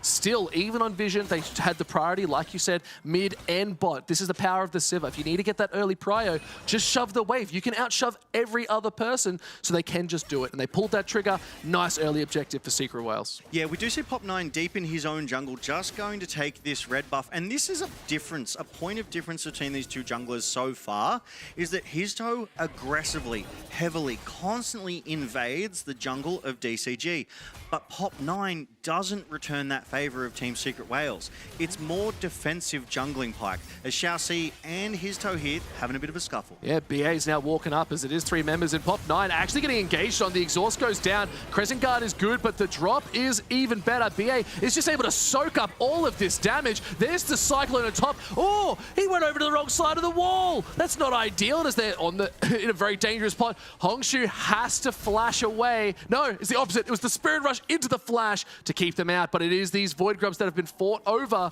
and it looks like DCG actually won the better of that fight. Definitely. That was a fight that Team Secret Whales engaged on. BA flash forward into that headbutt pulverized combo that Alistar is so known for. Gets that Crescent Guard out of Pop9, and that buys the time for Relove DCG to collapse. It gets really, really messy when, as you say, his toe went the wrong way, went over the wrong wall, and that Team Secret Whales are forced to disengage. Well, look, now the Between Two Worlds is used. Yes, Hongshu picked up that kill. Dyer is now trying to take out Pop9. There is not too much. Flash has already been used. Let's see if they can secure it. There it is. Pop9 trades one back. Really well done there by Dyer to get that kill onto Pop9 with that electrocute proc as well. And unfortunately, there was no mana left from Hongshu to be able to throw that charm out to slow it down to prevent that kill. So really heads up read from Dyer there is a little bit of supportal combat happening once again over a ward. I am not surprised here, Pike. They love to scrap. It's fine. It's not the end of the world. But still, it's two tanks fighting. There's not much you can really do. It's just a bit of a moo cow and a horse. That's it. But speaking of a moo cow and a horse, we do have his Histo. So after this scrappy brawl that neither side kind of lost or won, he goes back in here. He's trying to punish Pop9 for getting those grubs, but Hongshu gets there first, is able to get that charm. Pop9, Hongshu, they team up and get that kill onto Histo. Dyer, though, he knows exactly what he can do. He just walks him down. And there's really nothing you could see from Hongshu to do because they had no mana. They had the health and it was just, sorry, it's time to go. Eddie being jumped on now as they look to turn the tide, sending them backwards. There's the Magnet Storm. Fang wants to get the damage off, but where is Fang going? He's just destroyed. Eddie able to lock down that kill.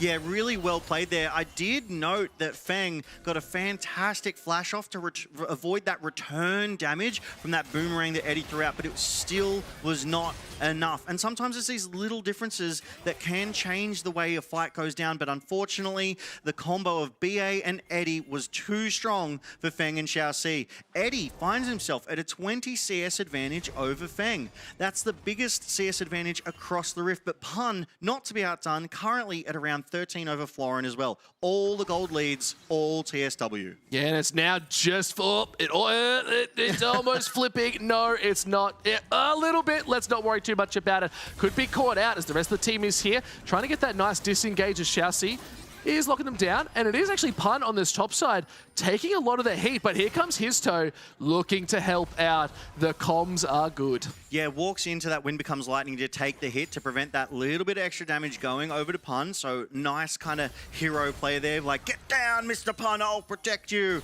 But what was interesting, Pike. They're looking for a return fight. Counter-Strike is good. The flashes go forward. Cyclone again lands Histo, able to pick it up. The Ignite is used, so Pun has to be very careful, but Pop9 has no answer. Really good comeback there from Team Secret Wales. Obviously, they got ganked on that top side. Pun was sent running. Histo came to the defense, and then they're able to turn it around and get Florin in kind. They've now converted what was a 1.5k gold lead into 2,000 gold here, Pike, and we get this replay there. Oh, the vision. Thank you, observers. My goodness. They play this spectacularly. Florin has no idea. Two of them are still here. Pop9 is rotating away. Jumps from the bushes there, Pike. Instant Cyclone, dashes forward, flashes enabled for the Counter-Strike. Pun is just feeling really good about getting that kill on the board. Histo is on fire tonight. Histo was everywhere game one. Histo has been involved with 4 out of the 5 kills here tonight. 80% kill participation. If he keeps this up, I just don't see how Pop9 can do the same for his team because they've got the initiative. They're pulling the trigger and taking these fights.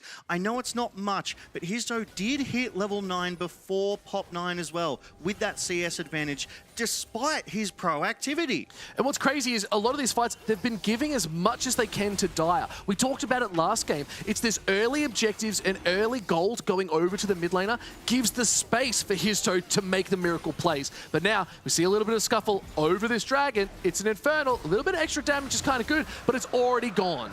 But DCG looking to punish. They go for it as BA is jumped on between two worlds. Is there. BA wants to hold them back. Look at Pop9 in the back. Lightning is good, but it's not enough damage. And look, BA's still walking forward. Xiaoxi's in danger. They have to be careful. Could be looking for the disengage. The dash forward gets the charm, but now BA's gone. Pop9 picks it up. Now Xiaoxi's in trouble. They're looking at Eddie. Eddie's now gone. The shields are even better, and Histo's out running for their life. The monkey business is not good enough, and Dyer locks down Xiaoxi. The metal horse is good, and Histo walks away.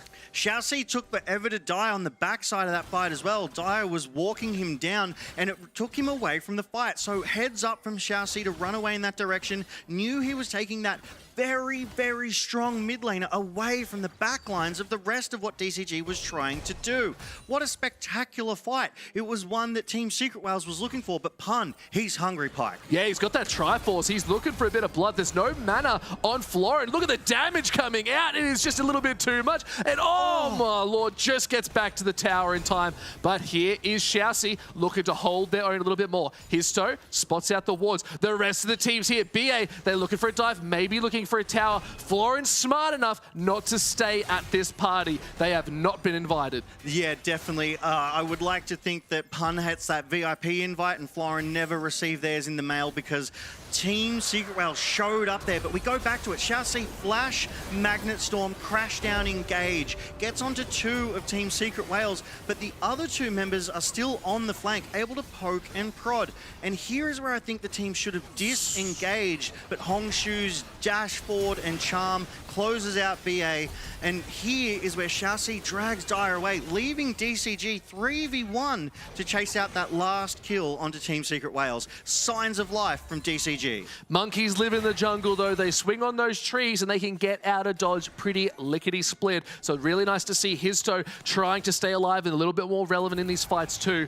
But a really nice collapse from DCG, keeping the momentum up as much as possible. Yes, they lost the drag, but now we've got another fight potentially brewing around the Rift Herald. Yeah, expecting some support or combat around this Rift Herald. They want to clear out these wards. They want to get that vision control, which gives them the priority. It gives them that advantage. And BA knows this. They're going to punch on here, as Bang, though, is here to support his support. BA goes in. Histo's right up at that back, like very much in a crazy spot, trying to clear out this vision because they're looking for the flank angle. Do they look for the dive? It feels like they are just wanting to go for Rift Herald as much as possible.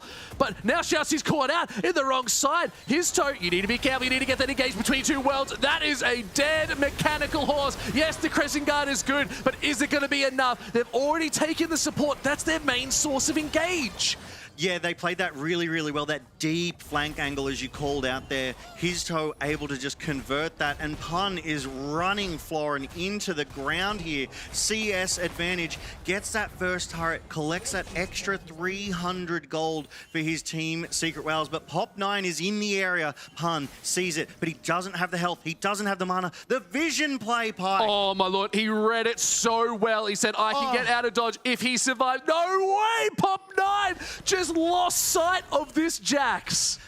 Can't I just, the practice, the game knowledge that would take to go, if I go this way at this time, he will not see me. And he's able to leap strike, gaining that movement advantage. But speaking of movement, speaking of advantages, the vision control in the top side of DCG's jungle lets Team Secret Whales Histo get this deep flank angle and catch Chassis out. They warded, prepping for that flash, but the Between Worlds locks them down and forces Pop9 to Crescent Guard defensively here, Pike. And it was so good. You could see he'd leaped over the back end of the Baron pit and went all the way around, avoiding all signs of vision. That is such a smart play, and I'm here for it. This is a Histo that is reading the script of League of Legends lore and says, I can go anywhere. This game too here, though, is so much better coming out of Relove DCG. They're being much more competitive. They're staying in this game. Right now, at 17.5 minutes, it's only a 3,000 gold lead. Yes, it's 3,000, but previously, I think at this stage, it was around 5 to 6K. So signs of life. There's competition. They are our number 2 seed. They will not relinquish this game because every game lost, it's one more they need to win to stay in this. And Pike,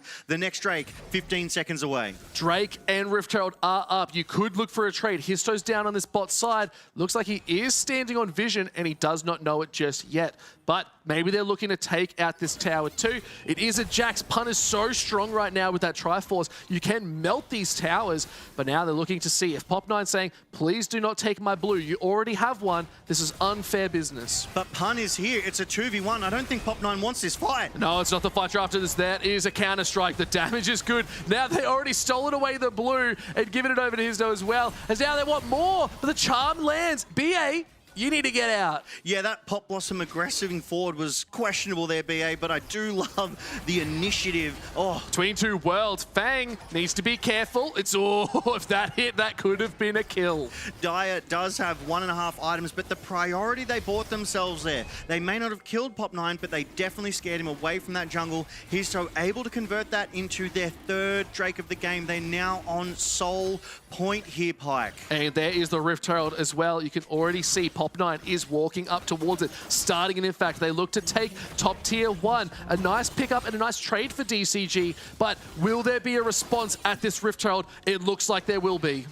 I think they're going to be too little too late. Team Secret Whales, they've only got 1 or 2 members in the area, but DCG, they got there first. DCG, though... Oh, Chains of Corruption does land. Histo's got to be careful, but that is a big ultimate down, and it looks like Rift Herald is going to be given over. Yeah, Team Secret Whales, they had a look in, they acknowledged that it was low, they tried for something, that Chains of Corruption, while it didn't get a kill, it blunted that engage from his toe, so I would say that was value because you do not want his toe on your AD of Feng. He does not yet have that Edge of Night, that survivability. Eddie, though, just picked up that Infinity Edge and has that Storm Razor. That is a lot of damage that will be coming out of this Sivir in the future when these team fights break out. Team Secret Whales, though, they're managing their gold lead. They're at 2,500 right now. However, Hong Shu does have a small lead in that mid lane. Yeah, no, it's always not. Are you sure? In CS, yes, but In gold. yeah, well, it's only 300. I wouldn't really care. say Look it's at the items, though. It's pretty massive. But now they're looking for a little bit more. Between Two Worlds is going to be able and up enough. They might be able to get it. No, the Ignite ticks 1, 2, 3. And that is a dead Aurora. Those two were so clean with it. Hongshu committed his TP, and Dyer was dead before the TP even finished. As you say, that Ignite tick just ends Aurora's hope, Dyer's hope of getting away alive. The defensive between worlds is not what you want to be seeing here, so I do love that proactivity, the initiative from DCG to pick Dyer down because they saw he was on that top side alone. Yeah, you get to see that reset. They knew it was all just a little bit funny, but cancels the back. Yes. Oh, shows. Oh, no, it was deep. And Dyer was a little bit confident. Yeah, Dyer doesn't know Florin's in this bush. Dyer doesn't know. Florin. And then they bring, yeah, Xiao C gets here, Florin, Yeah, too much. The CC was good. Between Two Worlds, you could see just gets to it, but they've already used everything, and it was just too little, too late. The Flash Magnet Storm, Crash Down Engage, the classic from Xiao C there, able to lock him down just long enough to finish the job. However, Team Secret Whales, they are still up at 7-5 right now. The gold's gone down a little bit. It's a 1.5k going is on the side of Secret Whales, so they're not in any bad spot, but they're not in a great spot either. It's definitely being chipped away. Yes. That Baron, though, is on the Rift, and we do know how the LCP loves themselves a good Baron. That Edge of Night has been picked up from Feng, adding that extra layer of lethality to this Varus. So I am looking forward to when Relove DCG, they're able to set up that fight. They're able to sort of frontline and protect this Varus and just let him chip away and poke.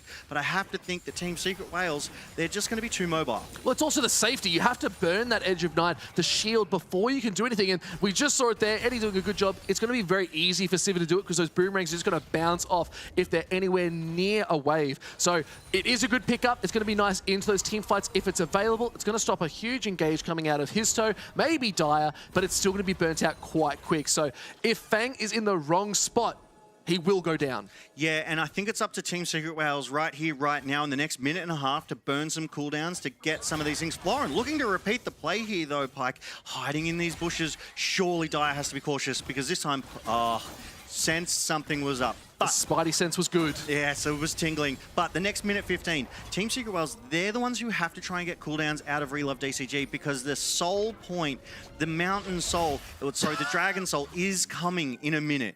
If Team Secret Whales are able to get this, that will be that sort of 4 Drakes, the soul, that extra pressure, that extra survivability. Yeah, and there was a nice little cancel there on the Gwen, and now they've backed all the way up. Florin was a little bit scared of this Aurora. Yes, you're 5-2-0. You still have some good items on the board, and cancelling out that back, it's going to give a little bit more priority. It's going to delay coming into it, but they do have TP, so it's not the end of the world, but burning that just for a dragon can be a little bit rough if you need to sit in a side lane. Yeah, and we do see the vision control is there from DCG on this bot side Dragon Pit, but BA and Eddie are in the area. BA is clearing the wards. He's dropping his own. He's trying to get that vision control for Team Secret Whales. Xiao C reads the play. These guys are pros. They know the timers. They know what's up. So he's there to try and contest for that vision. And a fight is imminent here, Pike. We see everybody rotating down. DCG, they have to get this one for themselves. Team Secret Whales, though, could get Soul. It's the calm before the storm, and we've seen these storms are brewing, and they cause ripples and waves across the rift. Yes, you're in a river, but it feels like an ocean as the dragon has been started up. Florin is here. They drop the Rift Herald as well, just to get a little bit of priority in that mid lane. They have to respond. Histo could be looking for the steal, but instead, they're flipping the script. They say, you can have the drag. We'll take everything because you just see Pun up topside taking tier 2 towers. Yeah, really good read here from Team Secret Whales. They were never going to contest. They made like they were. They sent BA to go for that vision control and be like, hey, we're here. We're going to try and contest it. But they got that mid tier 1. They nearly got that top top tier 2. So I love this cross-map play from Team Secret Wales. They said, we don't need to take this fight. We've got the time, we've got the Drakes. You have to move and send your resources there. Yeah, and almost taking that tier 2, taking a tier 1 when the Rift Herald was charged on the tower and it still didn't go down. All you really got was a dragon, and at the end of the day, it's nice, but it's not great. Yeah, all you've done is slow Team Secret Wales down for 5 minutes, but that could work in the favor of Relove DCG, because the longer that Gwen gets to scale, now securing themselves that Dusk and Dawn as well, the sooner she becomes a serious threat. And she's also picked up that Dark Seal. It is at 2 stacks, but my goodness, the damage that Gwen is going to be able to pump in that backline if they're able to get onto it. Yeah, and the Riftmaker too is always a concern you have to be careful of. It does give that extra bit of Omni-Vamp where you can heal up, you can stay in the fights longer, especially with those snips. They are dangerous. And now you can see Pun, again, being aggressive. Pun just not afraid to trade into Florin here. And if you take a quick look, Pun and Histo, they're almost best friends with their item selection. The only difference being that arm guard of Pun's. I do like to see it. It's like, oh yeah, cool, we're working together. Let's get the same sort of items here. But that CS advantage in the mid lane is Counter keeping. strike between two. The Master at Arms is good. Pun has to be careful. You can see Xiaoxi off to the side was spotted. There's the thumbs up again. The confidence is back. Knows the limits of that Jax. But I was saying that Hongshu does maintain a small gold lead over Dire. Dire 5-2 into Hongshu's 3-1, but it is that 30 CS gap that maintains that gold advantage for that Ahri. This Ahri hasn't been as, I want to say, explosive as we've seen in the LCP, but Pike, 2 TPs committed here. They're sending everything. Eddie's in a bit of a dangerous spot, but Dire's off to the backside. They're looking straight at Fang. Chains of Corruption lands, but it is all on Eddie too. It's too much. Pop Knight's just gone. He got blasted once again. Now Hongshu trying to Spirit Rush away. The Cyclone's good. They get their kill. Baron is in their sights. Forced to Spirit Rush and flash away that Ahri was. So this was a really aggressive heads-up maneuver from Team Secret Wales. They committed their resources and they were rewarded. They took out the jungler of Relove DCG, but they're not going to take this one lying down. They've TP'd. They're going to contest this Baron here, Pike. And this is where the fear really comes in. They have 3 members on it. Xiaoxi's trying to get that early vision. Dire is still low. Magnet Storm's already used. It's a little bit too slow. Oh. Where did Fang go? It was a Fang go, if you ask me. But still, the art is impeccable. Xiaoxi is on the backside too deep and now getting shredded out. Dire is looking to just do as much damage as possible. Florence coming in. Where did that Rel go again? They've got the Baron. They're looking for more. The re-engage from Bay is so good. Florence has to Spirit Rush more. It's just too much, Logan. They're cleaning up. Secret Wales now solidify a 6k gold lead and the Baron. It is the Dire show here, Pike. Dire ran that team fight down. Team Secret Wales, they didn't even commit their full team to the fights because they were on the Baron and the fight. They knew Dire and BA, they could work together to shut it down. And right now, they have a 6,500 gold lead. They have 5 Baron empowered members here. Beautiful. Dodges this Magnet Storm, takes away that Rel engage and annihilates Fang, whose Edge of Night cooldown was gone. Vulnerable to Dire. And Xiaoxi went too far forward. Fang was in the middle of no man's land, surrounded by a sea of whales, and it was just too much for them to handle. I do love the placement of BA as well. I do want to call that out. He put himself body blocking between the potential charm coming out of Hongshu onto Dire. Dire was so safe he could play that aggressively because he knew he had the team in front of him playing for him. 8 and 2 on this Aurora. 7 stacks on that Dark Seal. Oh, it is scary, scary stuff. And Pop is about to go down again. They're in his jungle. They're in his mind. He has nowhere to go. At this point, you just sit in base, Logan. It hurts. But no, there is no giving up in the LCP, but the scrappiness will live on into infinity. As a look at Eddie, the farm is huge. 355 CS compared to 293. That is a near 60 CS deficit. Fang finds himself at, unable to secure any kills at this moment. Bounties on 4 out of the 5 members of Team Secret Wales. What started as a sort of slow, close game, right now, Team Secret Wales, they're running away with it here in the late game. And you literally said Hongshu had the lead over this Aurora, but Dyer likes to see that and says, I want the lead now. It's my time to shine. I want to go to first stand. Both of these teams, obviously, because of deep TP here. It's Florin looking for something as Eddie is caught out, has to flash, Ignite goes down. Let's see if Dyer can keep them alive. No, it's a great shutdown. The catch was there, and the Dragon is up. I love this proactivity coming out of Florin too. He used that top lane role quest for that extra 40% health shield, but the fight Magnet continues. Storm is too good. It's just enough. They do take him down. Dyer, not long for the world, but now Histo wants to go for the steal, has to back off, hold on to the Baron. But look at Florin. The damage is online. Let's see if they can confirm the kill. It's just too much again. Florin's now cleaning up, and they're turning this game on its head. What is happening? Relove DCG said not today. They've continued this fight. They are running TSW off the rift right now. They had to get that Drake, that deep TP from Florin, let them get in the front lines using that massive shield you get from that top lane role quest to tank everything up and more.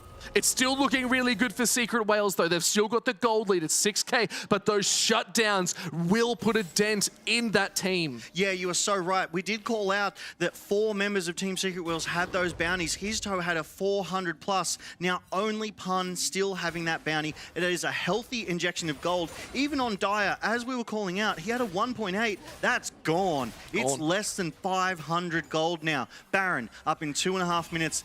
Drake 4 minutes. I have to imagine DCG, they want to press this advantage that they found themselves in. And this deep TP is what sets it off. Eddie forced a flash over Florin and sets up for that charm. Beautifully hit there from Hongshu, and then they chase. They know that the Drake is up. They have to stop Team Secret Wales from getting this one.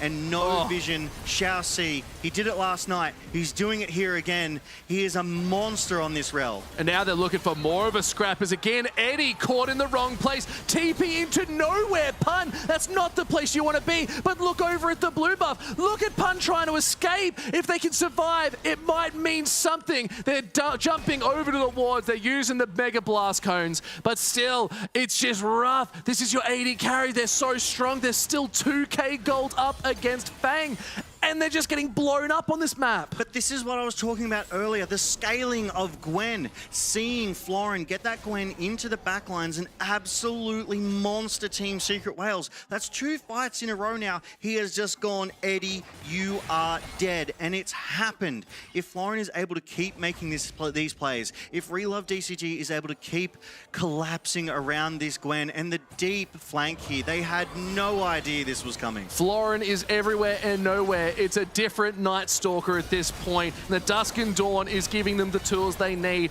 3 items on this Gwen, and they're chasing everyone down. Yeah, fantastic flash there from Pun to avoid that charm. If it had landed, that certainly would have been his death. So I do like the good use of that defensive one there. But Team Secret Wales, they just need to recollect themselves. They need to come back together as a team, back into the form that saw them into such a commanding and dominant position. 30 seconds to the Baron. Histo starts it up. And they see Pop 9, he could be caught out. Cyclone is good. Is going to be enough damage as they are surviving a little bit more. They need to shut him down if they want any chance of surviving. Pop 9's low, but they're splitting the team once again. Pun is low too, so they didn't get what they needed. But still, it was good. Barons in 10 seconds. Both teams are going to have to recall. They need to take a reset before they can come back out onto the Rift and fight again. But that Q-poke coming out of Fang, keeping Dyer around just a little bit longer. It was a good engage, but unfortunately the follow-up just not there to end it. Both Pop 9 and Histo securing GAs at exactly the same time. We do have to acknowledge, though, that inhibitor turret in the mid lane is gone from DCG's base. So TSW, they have that mid lane priority for any fight that breaks out. Yeah, and that's the big thing. The clock of that inhib is the exact same clock as the Dragon. But now Shao Si might be caught. Not many ultimates to note now. Eddie needs to be careful. They're stepping a little bit too far up. Dyer doing a good job keeping them alive, but I don't know where where these engages are coming from, but they're from all over the map. Dire is looking for damage. Pop9 just took it to the face, and it's going to get that GA between two worlds is good, but they're keeping them at bay. They're on the outback side. The engage is good, but it's not going to be enough. It's all on BA. They're trying to hold on. Pop9 is surviving a little bit longer. The GA keeping them relevant in this fight. Pun is so low. Histo's trying to get to the back. It's Fang holding the line too. A second GA. It is Team Secret Wales starting to clean up once again, Logan. Surely they have to end it right here, right now, Pike. Their whole team is dead for at least 20 seconds. Team Secret Wales win the scrappiest fight we've seen here in the playoffs. They're running it down mid lane. They're started on the Nexus turrets, Pike. They're hungry. They're thirsty. They're going to get this one. And it's all krill in the sign of the Secret Wales. They can feast. There's no famine. It's a little bit too clean as they're taking us to the absolute limit in this game. And the series is looking real good for the Wales. Team Secret Wales collect themselves match point here. They are up 2-0 over Relove DCG in the grand final of the LCP Split 1 here, Pike. They are putting up a fantastic performance, and Relove DCG, they looked good in this game. They started strong early to that mid game.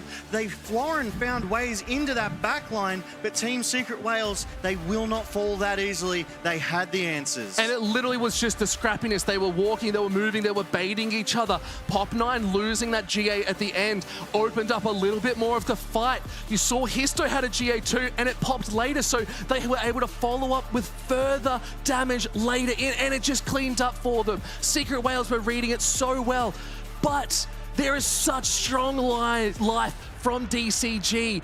Florin on these flanks was scary. You are so right, and you could in fact say Relove DCG, they are ramping, but we take a look at that damage. Florin was the threat coming out of Relove DCG, the single most damage on that team and second overall on the Rift, but Dire, 2 spectacular games in a row here, Pike.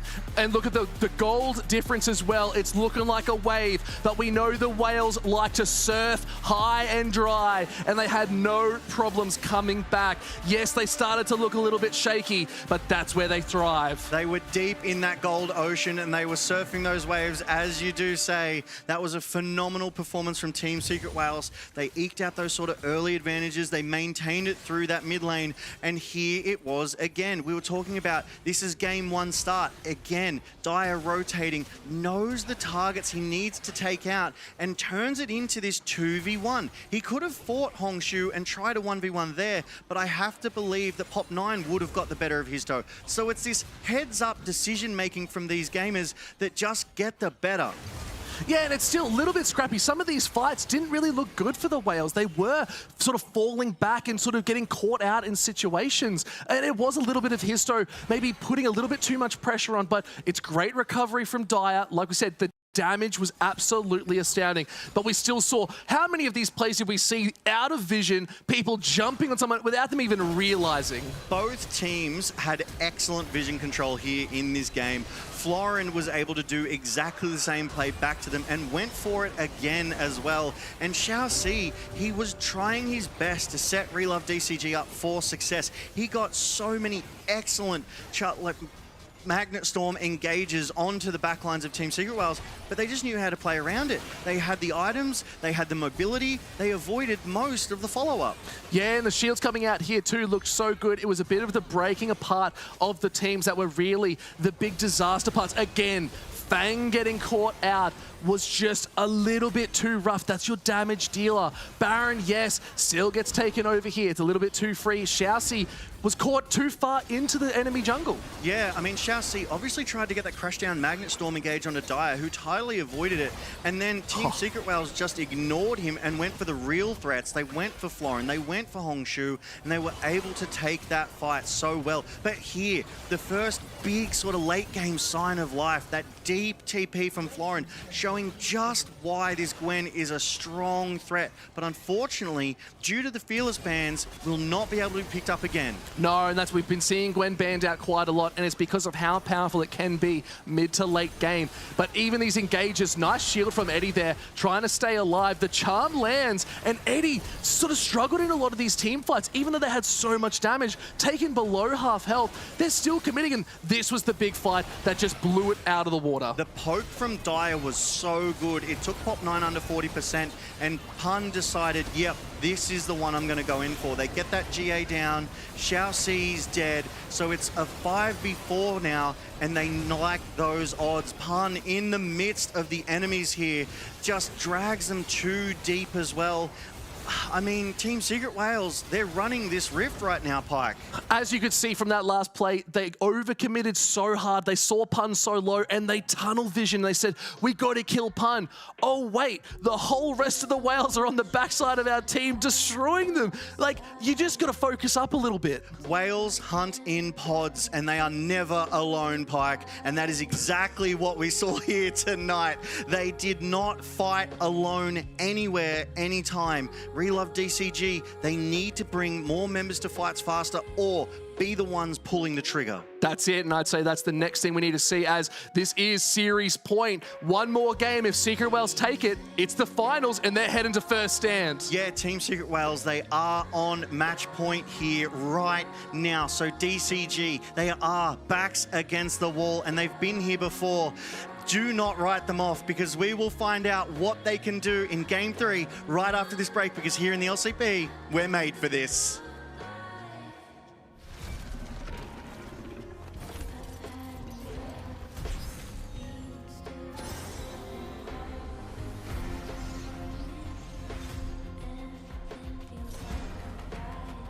A symphony of justice.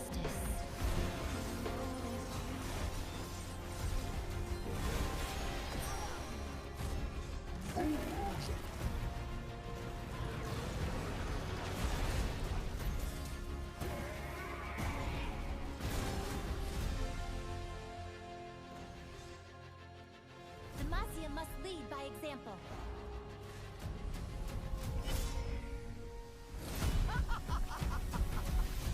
They are nothing before me.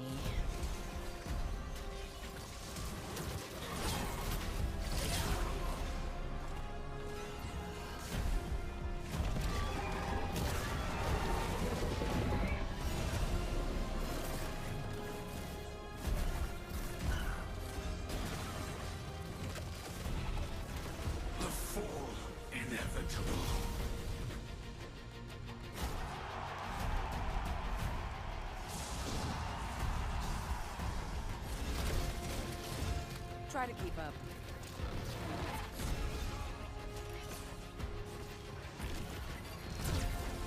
Every death is a sacrifice.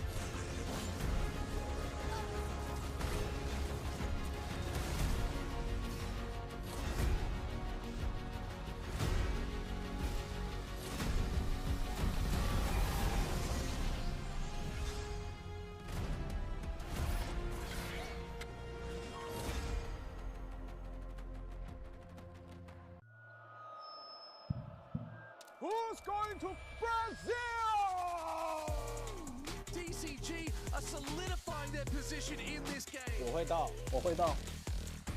抽谁力？抽谁力？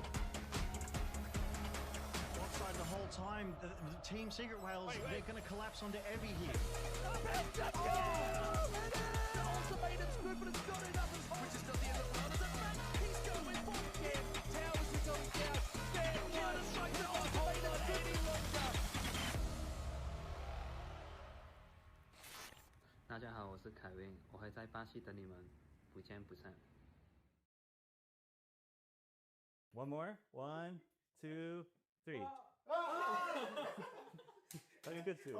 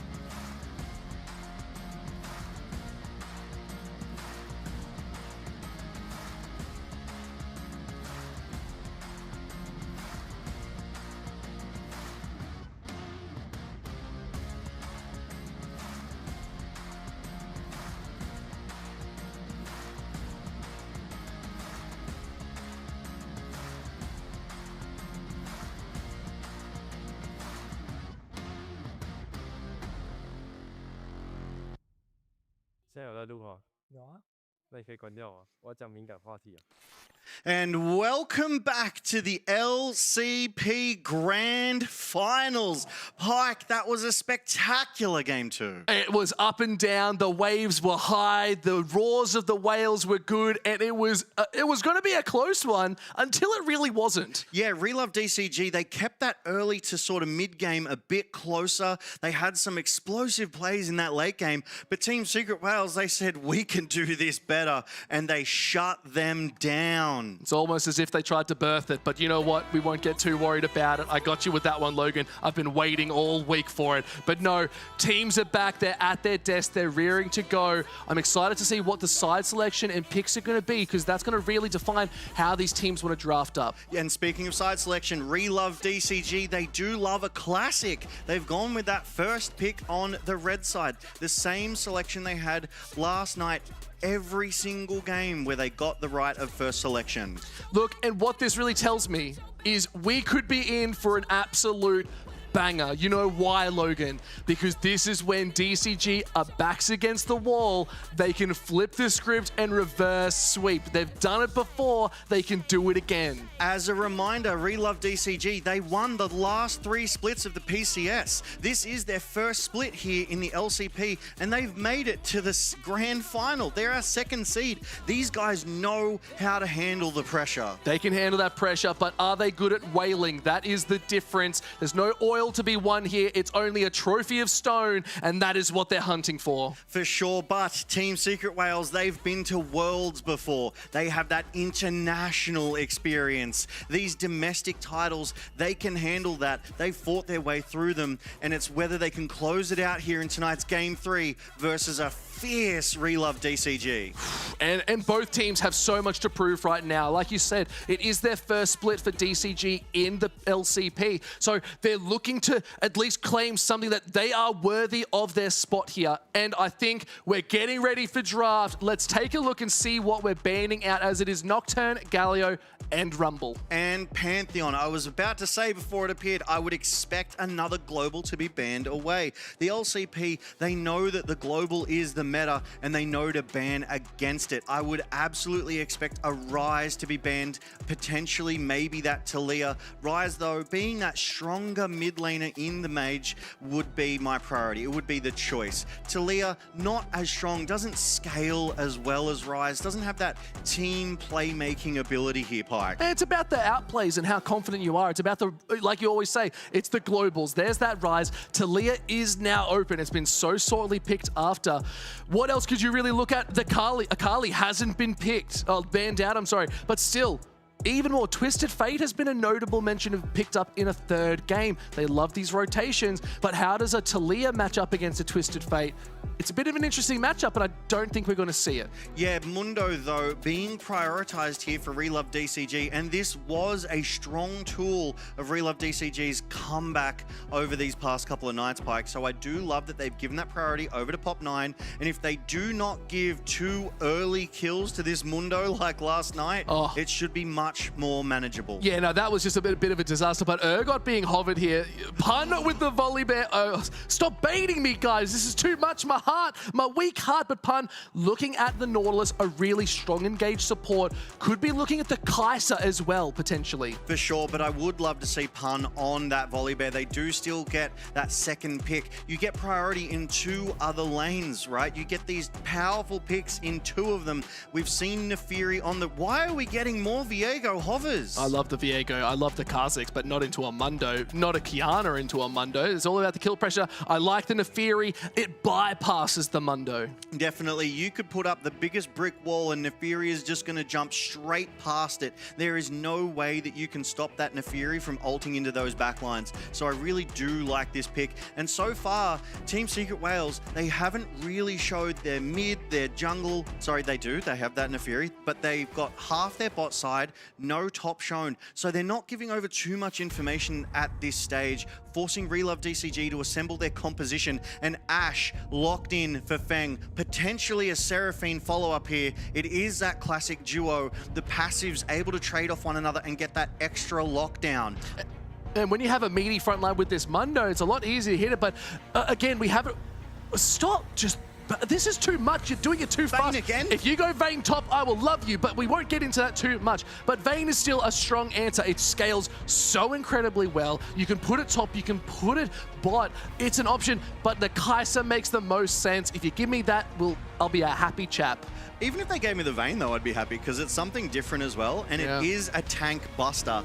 And Mundo, one of the biggest health bars in the game. But that Eddie has secured Kai'Sa. It is locked in, and he is a monster. Coming into the playoffs, he had a 100% win rate on this Kai'Sa, so he will be looking to repeat those performances, especially behind the wall that is that Nautilus, the aggression that is that Neferi. But these round 2 bans, they have started here, Pike, as we see Zoe banned away. I do like that ban. We've seen it a lot here this week. Yeah, but you got to think about it. There are other champions you got to be concerned about. LeBlanc is one of note that can have that same sort of effect. It's these ranged mid laners that do damage, can really put the hurt on, especially into an Ashe and a Seraphine. They're so squishy. Yeah, the mid lane for Team Secret Wales and the top side not yet revealed. So that's where these bans are going. Silas against Dire. They don't want him being able to steal that encore of Seraphine, which is so critical to these team fights. Team Secret Wales, they're going to have to be ready for that ult at a moment's notice, be able to be split up, and that's exactly what DCG want. They're going to divide and conquer if Team Secret Wales aren't able to take out that encore or fight around it effectively. There is that LeBlanc ban for the mid lane. Yeah, it's just so aggressive. Both teams are looking at Dire and Hongshu as their carries right now. You got to take out a little bit of priority. Things of note that you could still lock in. That Twisted Fate, like I said, Akali is still up. We haven't seen it banned out yet. You could lock it down. Anivia has still been a bit of a prominent force. Galio's already taken off the board, so it makes sense to get rid of it. It's just so many things open, especially in this top side. You don't have any tank on the side, really, besides Nautilus for Secret Wales. Yeah, and there is that Akali ban. It is so, so important to take out that AP assassin. Both of these pilots, Hongshu and Dire, monstrous with this Akali. We've seen it through the split, and we were hoping to see it here again, but that Twisted Fate being hovered for Dire in the mid lane, I would have to imagine that he's going to be playing for the team, using those ultimates to traverse across the rift, get those stuns down, bring that utility. Cassiopeia, though, the Snake Queen herself, this is a nice option because if you start to channel up anything, it can slow them down. It stops a lot of engage. Talia, though, I literally talked about this matchup being a potential solution, both with globals, both able to roam, just depends who can get the most damage off. Definitely, if you're able to move as quick as your opponent, it kind of negates that global that they've gone for there.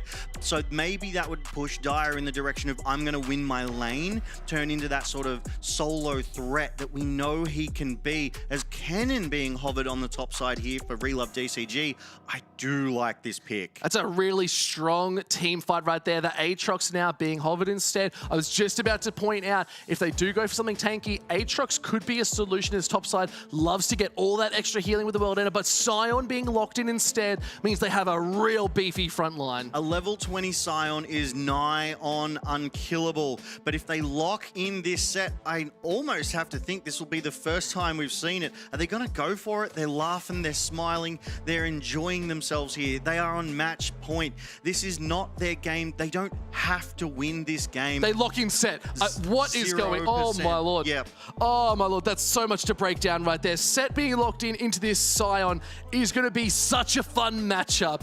Wow, the showstopper. Oh, it's going to be glorious. First time we've seen it here in the LCP, Pike, as well. So I'm really looking forward to what Pun can bring down against the likes of Florin on this Sion. I mean, Volibear was just not banned, so Pun had free reign to choose whatever he wanted, and he must be feeling himself to lock in that set. Look, and Set is one of these great champions that can actually rival up against these tanks. You get the face breaker. If you can lock in 2 members, it's an easy team fight. Showstopper from the flank, which we have seen these top laners do time and time again into the team, is just going to be absolutely devastating. We need to see an early lead on this set for it to really shine. Yeah, Relove DCG, they've drafted themselves kind of a front-to-back draft, I want to say. You've got the Sion on the Mundo in the front lines. You've got the Ashe, Seraphine, Talia trying to kind of keep themselves behind this wall. But Team Secret Wales, their comp, it's a bit less traditional, and I like that trophy, Pike, as we see the big old circle. Whichever team wins tonight's best of 5 series gets to lift that trophy at the end of the night, and they secure their berth at first stand in Brazil. You can't do that to me, man. I tried to do it to you and you flip it around and I instantly start laughing. This is the finals, man. We're meant to take it seriously. But still, game number 3. It is everything for Secret Wales to win and everything for DCG to lose. Let's see where these guys go. Spirit Set is a pretty good skin. Yeah, did you know they've put that in Riftbound? Have they? Yeah, that's very sought after. We're playing League of Legends, man. Keep together. We see this skirmishing here. His toe gets that ward down, pops the thumbs up just to be like, haha, got my ward down and I'm going to walk away. And we take a quick look at these runes. They are exactly as expected. But what is not normal are the cleansers. Now, these are professional players. They've obviously chosen these because they know that they'll get a lot of utility out of this, but neither of them have that barrier. They don't have that survivability to soak that damage. The CC, though, more important. Yeah, look, it's a crystallized arrow that's going to be an absolute menace. And Encore as well. You're going to get the CC out of Talia that Eddie needs to be careful of. You only have one cleanse, and this is the power of pun on the set. It can just be up in your face because it's a face breaker. But I want to talk about this team comp Secret Wales have put together because it's kind of interesting. I can see very clearly that Dyer and Histo are very happy to look for those long-range engages, but it's going to be BA looking for the hook, and then the rest of the team to capitalize really hard. Because once you land one hook, if they don't have flash, they can't get out. There's nowhere to go. Yeah, so it will be important. Ooh, as Team Secret Wales got heavily traded into there on that bot size. BA forced to recall early here. Eddie, less than 50%. That's a bad trade this early. Not going to be able to collect that CS, not going to be able to collect that experience. It's going to put BA behind. He's going to have to get these hooks hopefully under the turret and drag DCG into them to maximize that advantage. Junglers, though, they did start on the opposite sides of the rift here. His toe is really close to this mid lane, though. Hongshu has to be careful. No, he's going to go and clear the rest of his bot side camps. Yep, and that's fine. There's nothing to worry about. It's a slower game, but the damage coming out from Fang and Xiaoxi, really nice to see. They've got the range matchup. They have the poke. They can use it. Pun is in a bit of a spot because if you're not careful, it could just be a solo kill. Okay, Pun's feeling good tonight. Yes, there is a zombie. Pop9's here, gets the flash, misses the cleaver. It might just be enough for Pun to walk this one out. The slows are good. Can you stay alive for just long enough, Pun? There's a good haymaker. If you can get the solo, it's the 2v1. Pun gets out alive. How did he do it, Pike? Haymakers, Logan, haymakers. Swinging them left, right, and center. The haymaker securing the kills here, keeping him alive as well. Florin goes down, gives over that first blood to Pun in the top side. He nets that 100 gold bonus. That is not what you want to see in the first 3 minutes. And I talked about set. Pun needs to be so aggressive and get early leads because now Florin is going to be struggling in any part of these games and doesn't even use the haymaker here, holds onto it because the more damage that goes onto Pun, the easier it gets. Those haymakers do so much damage. This early lead now, Fang is on the wrong side of the health bar, getting flashed on as well. The hook just goes sideways. They need one more hit to do it. Now Xiaoxi's low. BA's trying to hold the line. Histo wants to put some damage down and it's just not enough. The face breaker again. I don't think Pun's going to stop at all. Flash. They flashed. It's too much. Yeah, flashes down, heals, and the cleanse too. There's not much for this bot side. Histo's fairly healthy, and they are not showing any signs of slowing down. Can Eddie get the damage off fast enough? I have to think Team Secret Wales pull away from this one. They're low. Yes, DCG is low as well. The W poke is good, but it doesn't do too much damage this early in Flash the game. out of Hongshu too. Secret Wales are all over them. Team Secret Wales are pressing advantages in every single lane right now. We take a look at the summoners, and DCG have burnt every single flash except for Florin's. Right now, though, Team Secret Wales, they have their mid lanes, they have their junglers, and Cleanse is still on Eddie.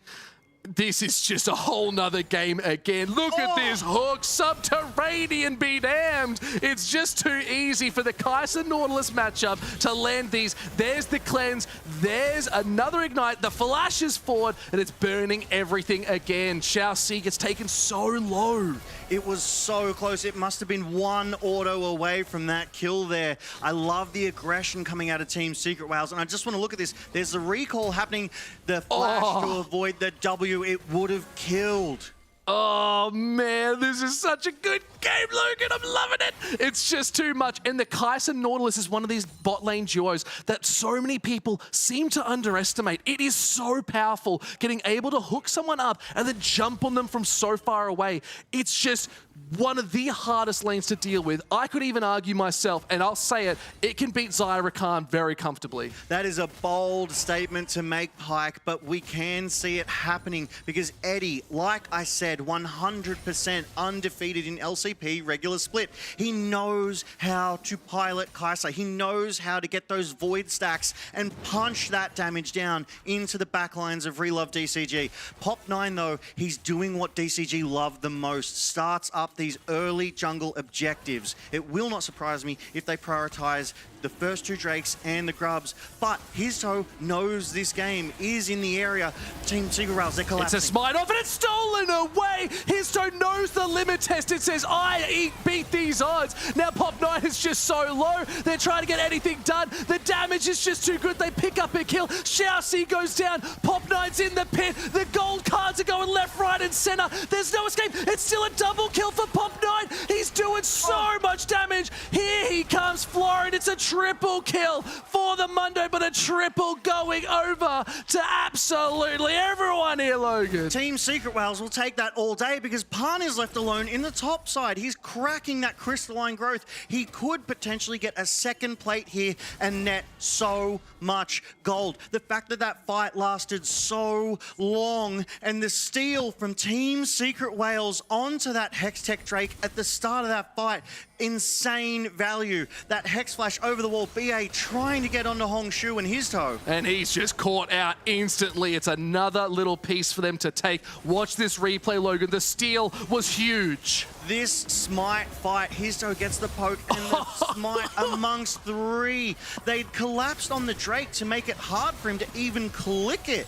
But Team Secret Whales, they brought the numbers into this fight. Histo rotated back around after flashing over the wall. Dyer got here first, and they ignored that low Pop9 to close Fang down. Eddie able to step forward, and Florin is forced to respond from that top lane. Team Secret Whales drag everyone from DCG down to this Drake. And it's such a nice play as well. Pop9 getting caught just a little bit, but it is a Mundo. They've just hit 6. They are quite tanky. Mundo Dodgeball is quite a fun game mode if you have friends to play it. And you know what? Everyone should be doing it. I like that Dyer is trading fearlessly into this Mundo, though. Yeah. He is so confident in his ability to dodge those cleavers, and he has that gold card. He's able to pop that passive, chase him down, and actually be a solo threat. But these top laners, they're just trading. I love it so much. We get the smash, we get the haymakers. I don't think we're going to see much of anything happening here, though, as we do see pings coming down on the top side for these Grubs. They're DCG pings. They have the vision, and they're trying to get that priority. Pop9 is here first, will get this Scuttle Crab. But right now, Team Secret Whales, nearly 1,000 gold up, and they have to be feeling comfortable. Dyer, so far ahead. Again. Yeah, and it's just really rough. This is just showing this mid laner loves to have these early leads, early aggression, and this is the engage. It's really nice if Histo sees the damage. Pun is here, and there's the card. Let's see if the Destiny comes through. The gate is nice, but the Weaver's Wall too. There's a face breaker in tow. They're looking at Florin. He has not much mana, not much health. Dyer is now backing out. They do lose one Grub, but they can reclaim it as well for Secret Whales. Yeah, and they take the jungler out as well. Pop9 goes down for one Grub.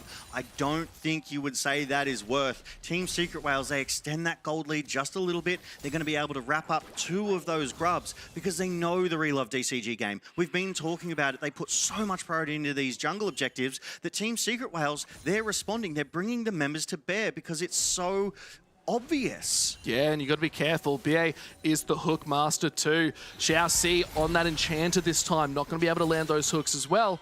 But a little bit of sweat off the brow there. Eddie's getting a little bit concerned. But still, the damage is good. Items are slowly starting to come online. You can see Dyer is almost finished with that Rod of Ages set. Getting that phase is going to be quite nice, but whether it turns into the right item is there is the depth charge. They're looking for something more. Killer Instinct goes forward. They're looking at Fang. Misses the encore too. It's just not enough. Xiao Si has to flash over the wall. Dyer's got a little bit too far in the wrong direction. And now Fang does get away with their own life. And now Crystalline Growth is getting taken in this mid side. Yeah, definitely give some priority over to Hongshu there. Able to secure those plates, get that Crystalline Growth chunk. But I love the initiative. I love the proactivity coming out of them. Dyer TPs, goes for that flank. Yes, it was too deep. Unfortunately, Feng and Xiao Si, they probably read that play and rotated toward the mid. But it also enables the rotation. So with Dyer in that bot side, recalls happen from Eddie and BA, and then they just swap those lanes back over. He only lost a little bit of CS. He has a 230 gold bounty right now. And it's not too bad. It's pretty handy to have. Dyer is this big playmaker for 1-0. Rod of Ages complete, so it's going to be a little bit easier. Get those stacks on board. Talia still trying to get some more items on, as now they're looking at BA. Caught out potentially, as they are looking for the counter engage. BA is low, half health, but Pop9's here. Dyer in the wings with that gold card. Not going to be used to effect. They're looking at this dragon. That was excellent from BA there to dodge that flick and then throw the hook to steal the passive from Pop9. So Team Secret Whales became a threat. He had to respect it and back away. But Team Secret Whales, they're here. They're fighting for vision control. And I have to imagine they're not going to contest this Drake because their health bars are blinking.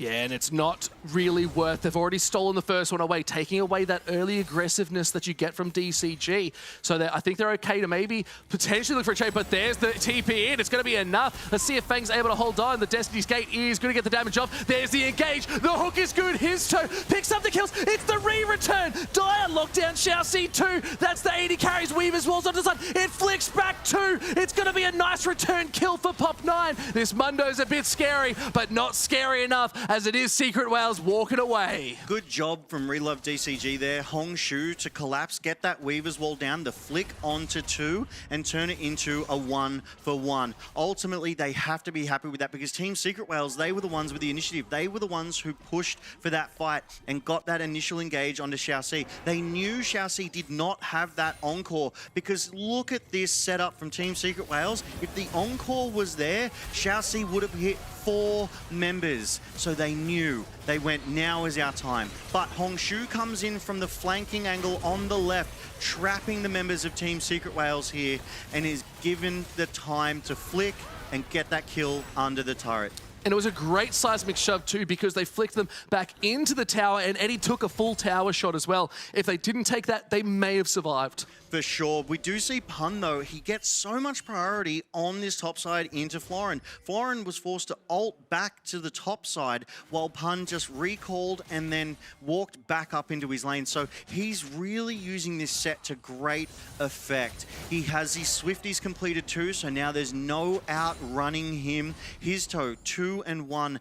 Developing into that Nefiri threat that we know. When they get ahead early, they can steamroll the game. But Pop9 has 4 out of the 5 kills. So much gold, so much acceleration on a Mundo. Yeah, it's so true, but Eddie's also got that Kraken now completed. Cull's almost done as well. That Kraken's going to do a lot of damage to help really shove down this Mundo. But now we need to start seeing some anti-heal come on the board. The second that comes into effect, Mundo's going to have a lot harder time using that ultimate, staying alive in these fights. But when we see that is a different story. There are items you need to prioritize for these champions, but that's the Crystal Arrow cleanse instantly used. And that's exactly what they wanted. I have to think there was only 2 members of there. It was a 2v2. It was an arrow for a cleanse, just giving them that small summoner's advantage. The timing, questionable. It's another minute until the Rift Herald, and I have to think that the cleanse will be close by then. 3.5 minutes for the next Drake. There's a scuffle in the jungle. Yeah, they're looking for something, as there's the Destiny, there's the gate. It's going to be enough to encore hits, but it doesn't hit Dyer.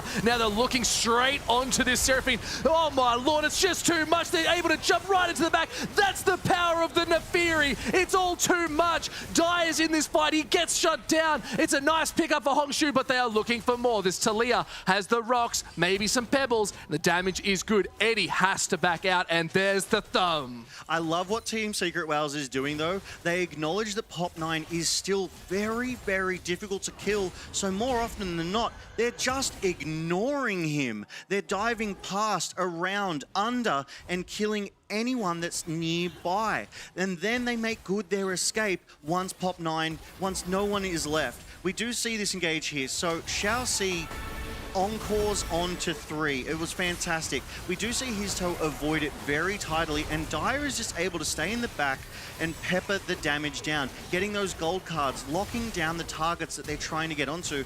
Hongshu, though, exceptionally well. That is a value flash, able to secure Dyer and get that shut down. So much gold in the back pocket of Hongshu. Yeah, now DCG on this Rift Herald once again might be looking for a little bit of a scrap as there's the Weaver's Wall, trying to keep Dyer out of the fight and says, okay, that's fine. But look at Pun. The showstopper is available. This is the play. It's a cheesy bomb down. They're looking for more. The Haymaker absolutely destroys them. Florence in the back looking at Dyer, but his toe is just trying to clean them all up, and it is just too much for DCG to handle. Florence, the last man standing, and getting chunked and destroyed. It's all too much. That showstopper was disgusting. It was an ace for Team Secret Wales, and it came off the back of Pun. Even after Hongshu Weaver's walled and he shut them out, Team Secret Wales had all of the answers, Pike. That showstopper was phenomenal. Let's watch it again, because it was, they're looking for the back, said no.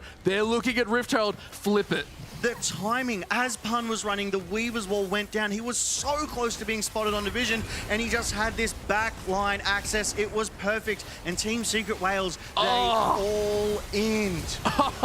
They're flashing into the Haymaker as well. That is the worst place to be once you've been hit with a showstopper. And then it was just an easy cleanup for the rest of the crew. Histo's so well online right now on this Nefiri. You got to be so scared if this dog can get into the back. Yeah, and Florin actually forced to burn that flash to try and get that kill onto Dyer on the late back end of the fight.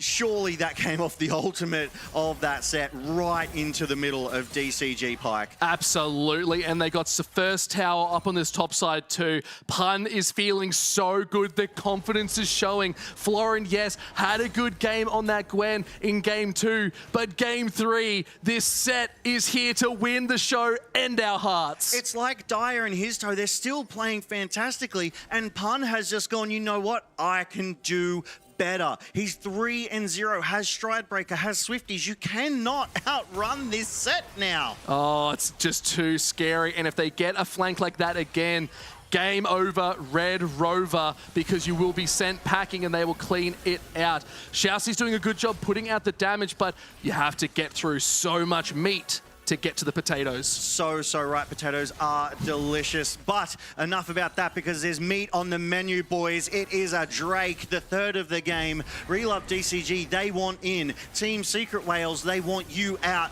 And Pun is leading the charge here. Drake under 4K, Pike. Yeah, they're sending it. They really want to go for it, but Histo's in the pit already. The smite off is good, but no, it is picked up by DCG. But the fight's not done. And Hongshu's in the backline. The beautiful encore as they're looking for a little bit more. Histo's just so strong, sending charges again. Fang, you cannot go anywhere without this dog on your tail, and they're just cleaning up. It's all too much. Pop 9's the last man standing once again, and they're sending everything. I don't think this Mundo's going to survive much longer. The thumbs up, the ace. It's 20 kills at 18 minutes for TCW. A clean ace at that, Pike.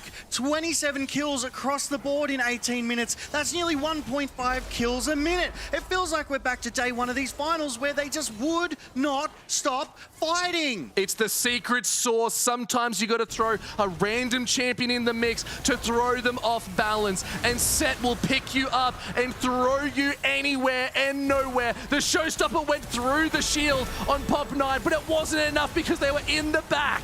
I love that they found that angle as well. The showstopper into the back line, his toe into that back line. Eddie altered over the top. The I mean, just they never stood a chance. Feng was always going to die in this fight. Dyer playing for the team rather than himself, getting those gold cards, popping these passives onto this Mundo, making him so vulnerable. And this is an insane grand finals. The fact that Secret Wales from start to finish are unstoppable. 8.5k gold lead. They're down in drags. They have 2 Void Grubs, but it does not matter because they have the kills and everything they need to go to first stand. They are on match point. If they take this game 3 here tonight against Relove DCG, you are so right. It's first stand. It's Brazil for Team Secret Wales. They've been to Worlds before. They want to get to this international again. They have been emoting all over Relove DCG tonight, and the Baron is on the Rift. They've got that vision control down. BA has to flash away. Very careful as the teleport is coming in. It's being charged up. Eddie is now here. Look at Hongju with the backside. It's a showstopper again. Fang is just getting jumped. He's not allowed to do damage in this game because his toe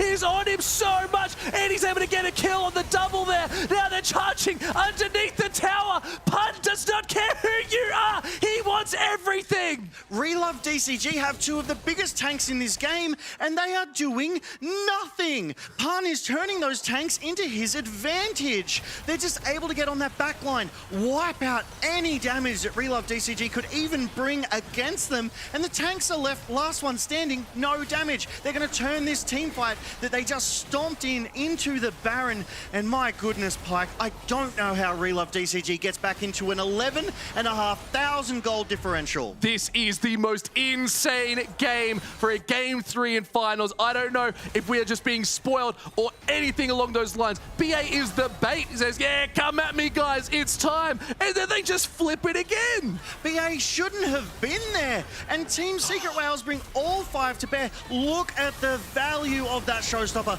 Onto Xiaoxi, onto Feng, onto Pop9. There goes half of their health.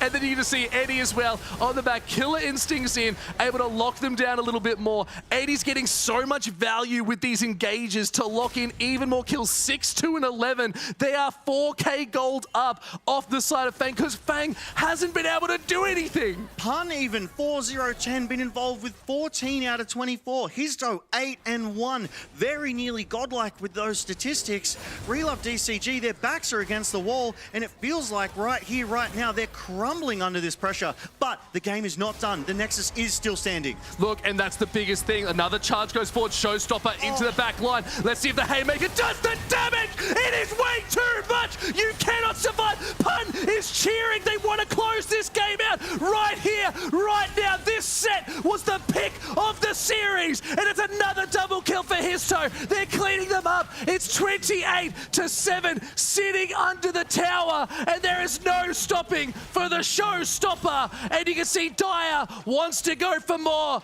but it feels like Secret Wales are just going to close it out right here, right now. They've got the Baron, they've got the moves, they've got the set, and it's all she wrote. They're in their base, clearing out the final tower, and it is Secret Wales crashing down in the LCP, claiming their first grand final victory. It's the fastest win we've seen in the LCP.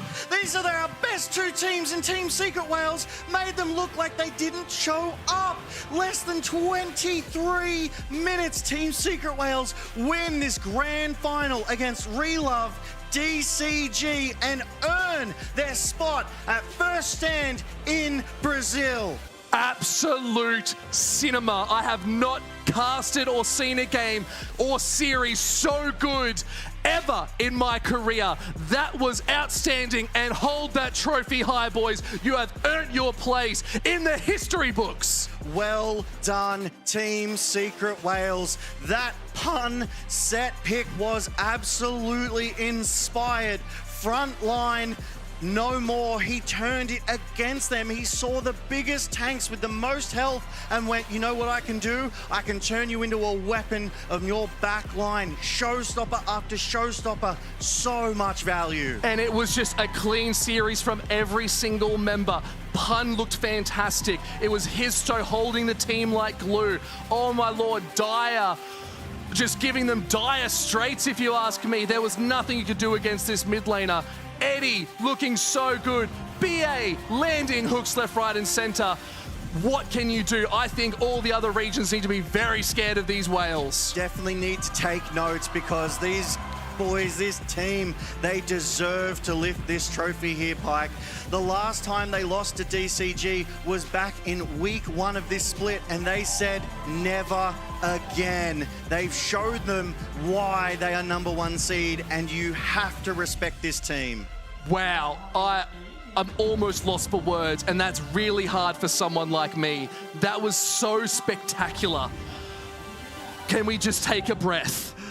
Let's just watch them enjoy their trophy. Honestly. Team Secret Wales advances to First Stand 2026. They only dropped 1 series in the regular season. They went undefeated in the playoffs. These guys, they are a threat, and the world needs to pay attention to them, Pike. Absolutely, Logan. That is the truest answer we've seen all day, and this crowd was feeling electric, but there is your champions. The pack-up is feeling very light and very easy, as it was only 3 games of a best-of-5. We thought DCG had a little bit more in them. We've seen them come back from these odds before, but the Secret Wales, they just knew something we didn't. And you know what? It was pure confidence that they had this trophy in the bag, because look at the damage. It was all pun on that set, setting these team fights up, nuking that backline time and time again, which just allowed his toe to get in. It allowed Eddie on this 100% win rate Kaiser to get in. But I must say, well done to Relove DCG to make it this far in their first split in the LCP. Absolutely, you cannot deny that. They have come in from the PCS being one of the most dominant teams and making it all the way to the grand finals. Absolutely worth it, and you can't disregard that kind of competitive nature from any team. So right. As we do take a look at these highlights of this game, Dyer played phenomenally as well. He was everywhere on this map. He was gold carding, securing these stuns, locking them down so his toe could get in. And Pop9, I have to say, Pop9 did well on this Mundo. It was just Team Secret Wales that did so much better. They ignored him. Yeah, look, if you don't feed a Mundo, the Mundo can't feed on you. That makes sense to me. And there it is. Player of the match goes over to Dyer. So much kill participation, significant damage numbers across the board. And look at them, they're so happy in that coach. They're taking a photo of all of us here in the studio and out in the Gordians, because you know what? We're the ones supporting them. Dyer, absolutely 100% earned, was my player of the match too. Every game, kills, damage was above the rest, and proved why they are one of the most dominant mid laners in the LCP. Yeah, look, unfortunately, it just doesn't feel like Hongshu had the answers for Dyer in any of these games.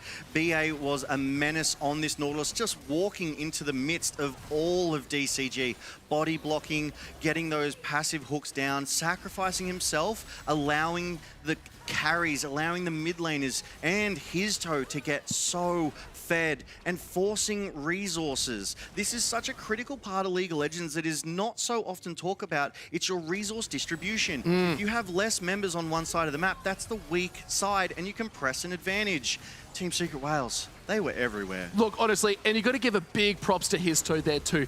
Being able to go through and call out the pack and just jump onto the back is so much easier, especially when you're a full assassin jungler into a tank. Like you said, you don't have to worry about the Mundo if you're this tank. Just go into the back line, get free kills, let the rest of your team do all the damage. For sure. This pit play here around that Baron, once they'd secured it, I think this was actually the Rift Herald play. Yeah, and Team Secret Wales, they cleaned it up so well. The double buffed Eddie as well, red and blue buff, pumping so much damage down, and Sion couldn't take it. Unfortunately, Pun ran Florin off the Rift early. He got that first blood, he got that first turret, so he just constantly had the priority. I mean, This felt like the pun game to me. His early flank angle just showed us how the rest of the game was going to go. Yeah, and it was just a great read. Even when you go through with the showstopper onto the Mundo, you could just see it was just him soaring. He didn't need to take anyone with him. He was so confident that we can take the rest of this fight. His toe had his back and was able to jump onto Fang too. It was just easy cleanups. And from here on out, it was just the Secret Wales show. They were just enjoying every second. And this bait that you called out fantastically as well. BA was caught alone in 4 members of Relove DCG. Oh. Yeah, oof. And suddenly Team Secret Wales was there. Pun was suddenly in your back line. Eddie was suddenly also, like the dive here, Pike. They had no answers. And this is the thing with the set, right? That's why it was such a unique and awesome pick. It's one of the few champions that can take your front line and send you into the back line for you. When you get those procs, it gives Eddie the chance to get the killer instinct to do some damage, and then you just follow it up with Nefiri jumping through too. It's a better ball delivery system if you're asking me. It was just too much and way too strong. I think people at First Stand need to be very scared of this set pick because we've only seen it once, and now I'm terrified. 100% win rate when it's piloted by Pun, but Team Secret Wales, they do secure themselves the 3-0 over Relove DCG in tonight's grand finals. Best of 5 matchup in the LCP. What a way to end the LCP for Split 1. Look, I would have loved 5 games. Yeah. Truly, I would have loved it, but that was some of the most spectacular games we've seen in LCP history that, you know what, I'm not upset anymore. I am more excited than ever to see how this team's going to go because Secret Wales, you're champions. I will be cheering them on. The moment a Team Secret Wales play is happening, a game is on, I will be tuned in on Twitch, on YouTube to watch how they do. I will be cheering on the VCS and the LCP because my goodness, the showing they've given us. It was just way too easy in my opinion, but it was not easy enough. DCG, they gave them everything they could. It just wasn't enough for this Secret Wales roster.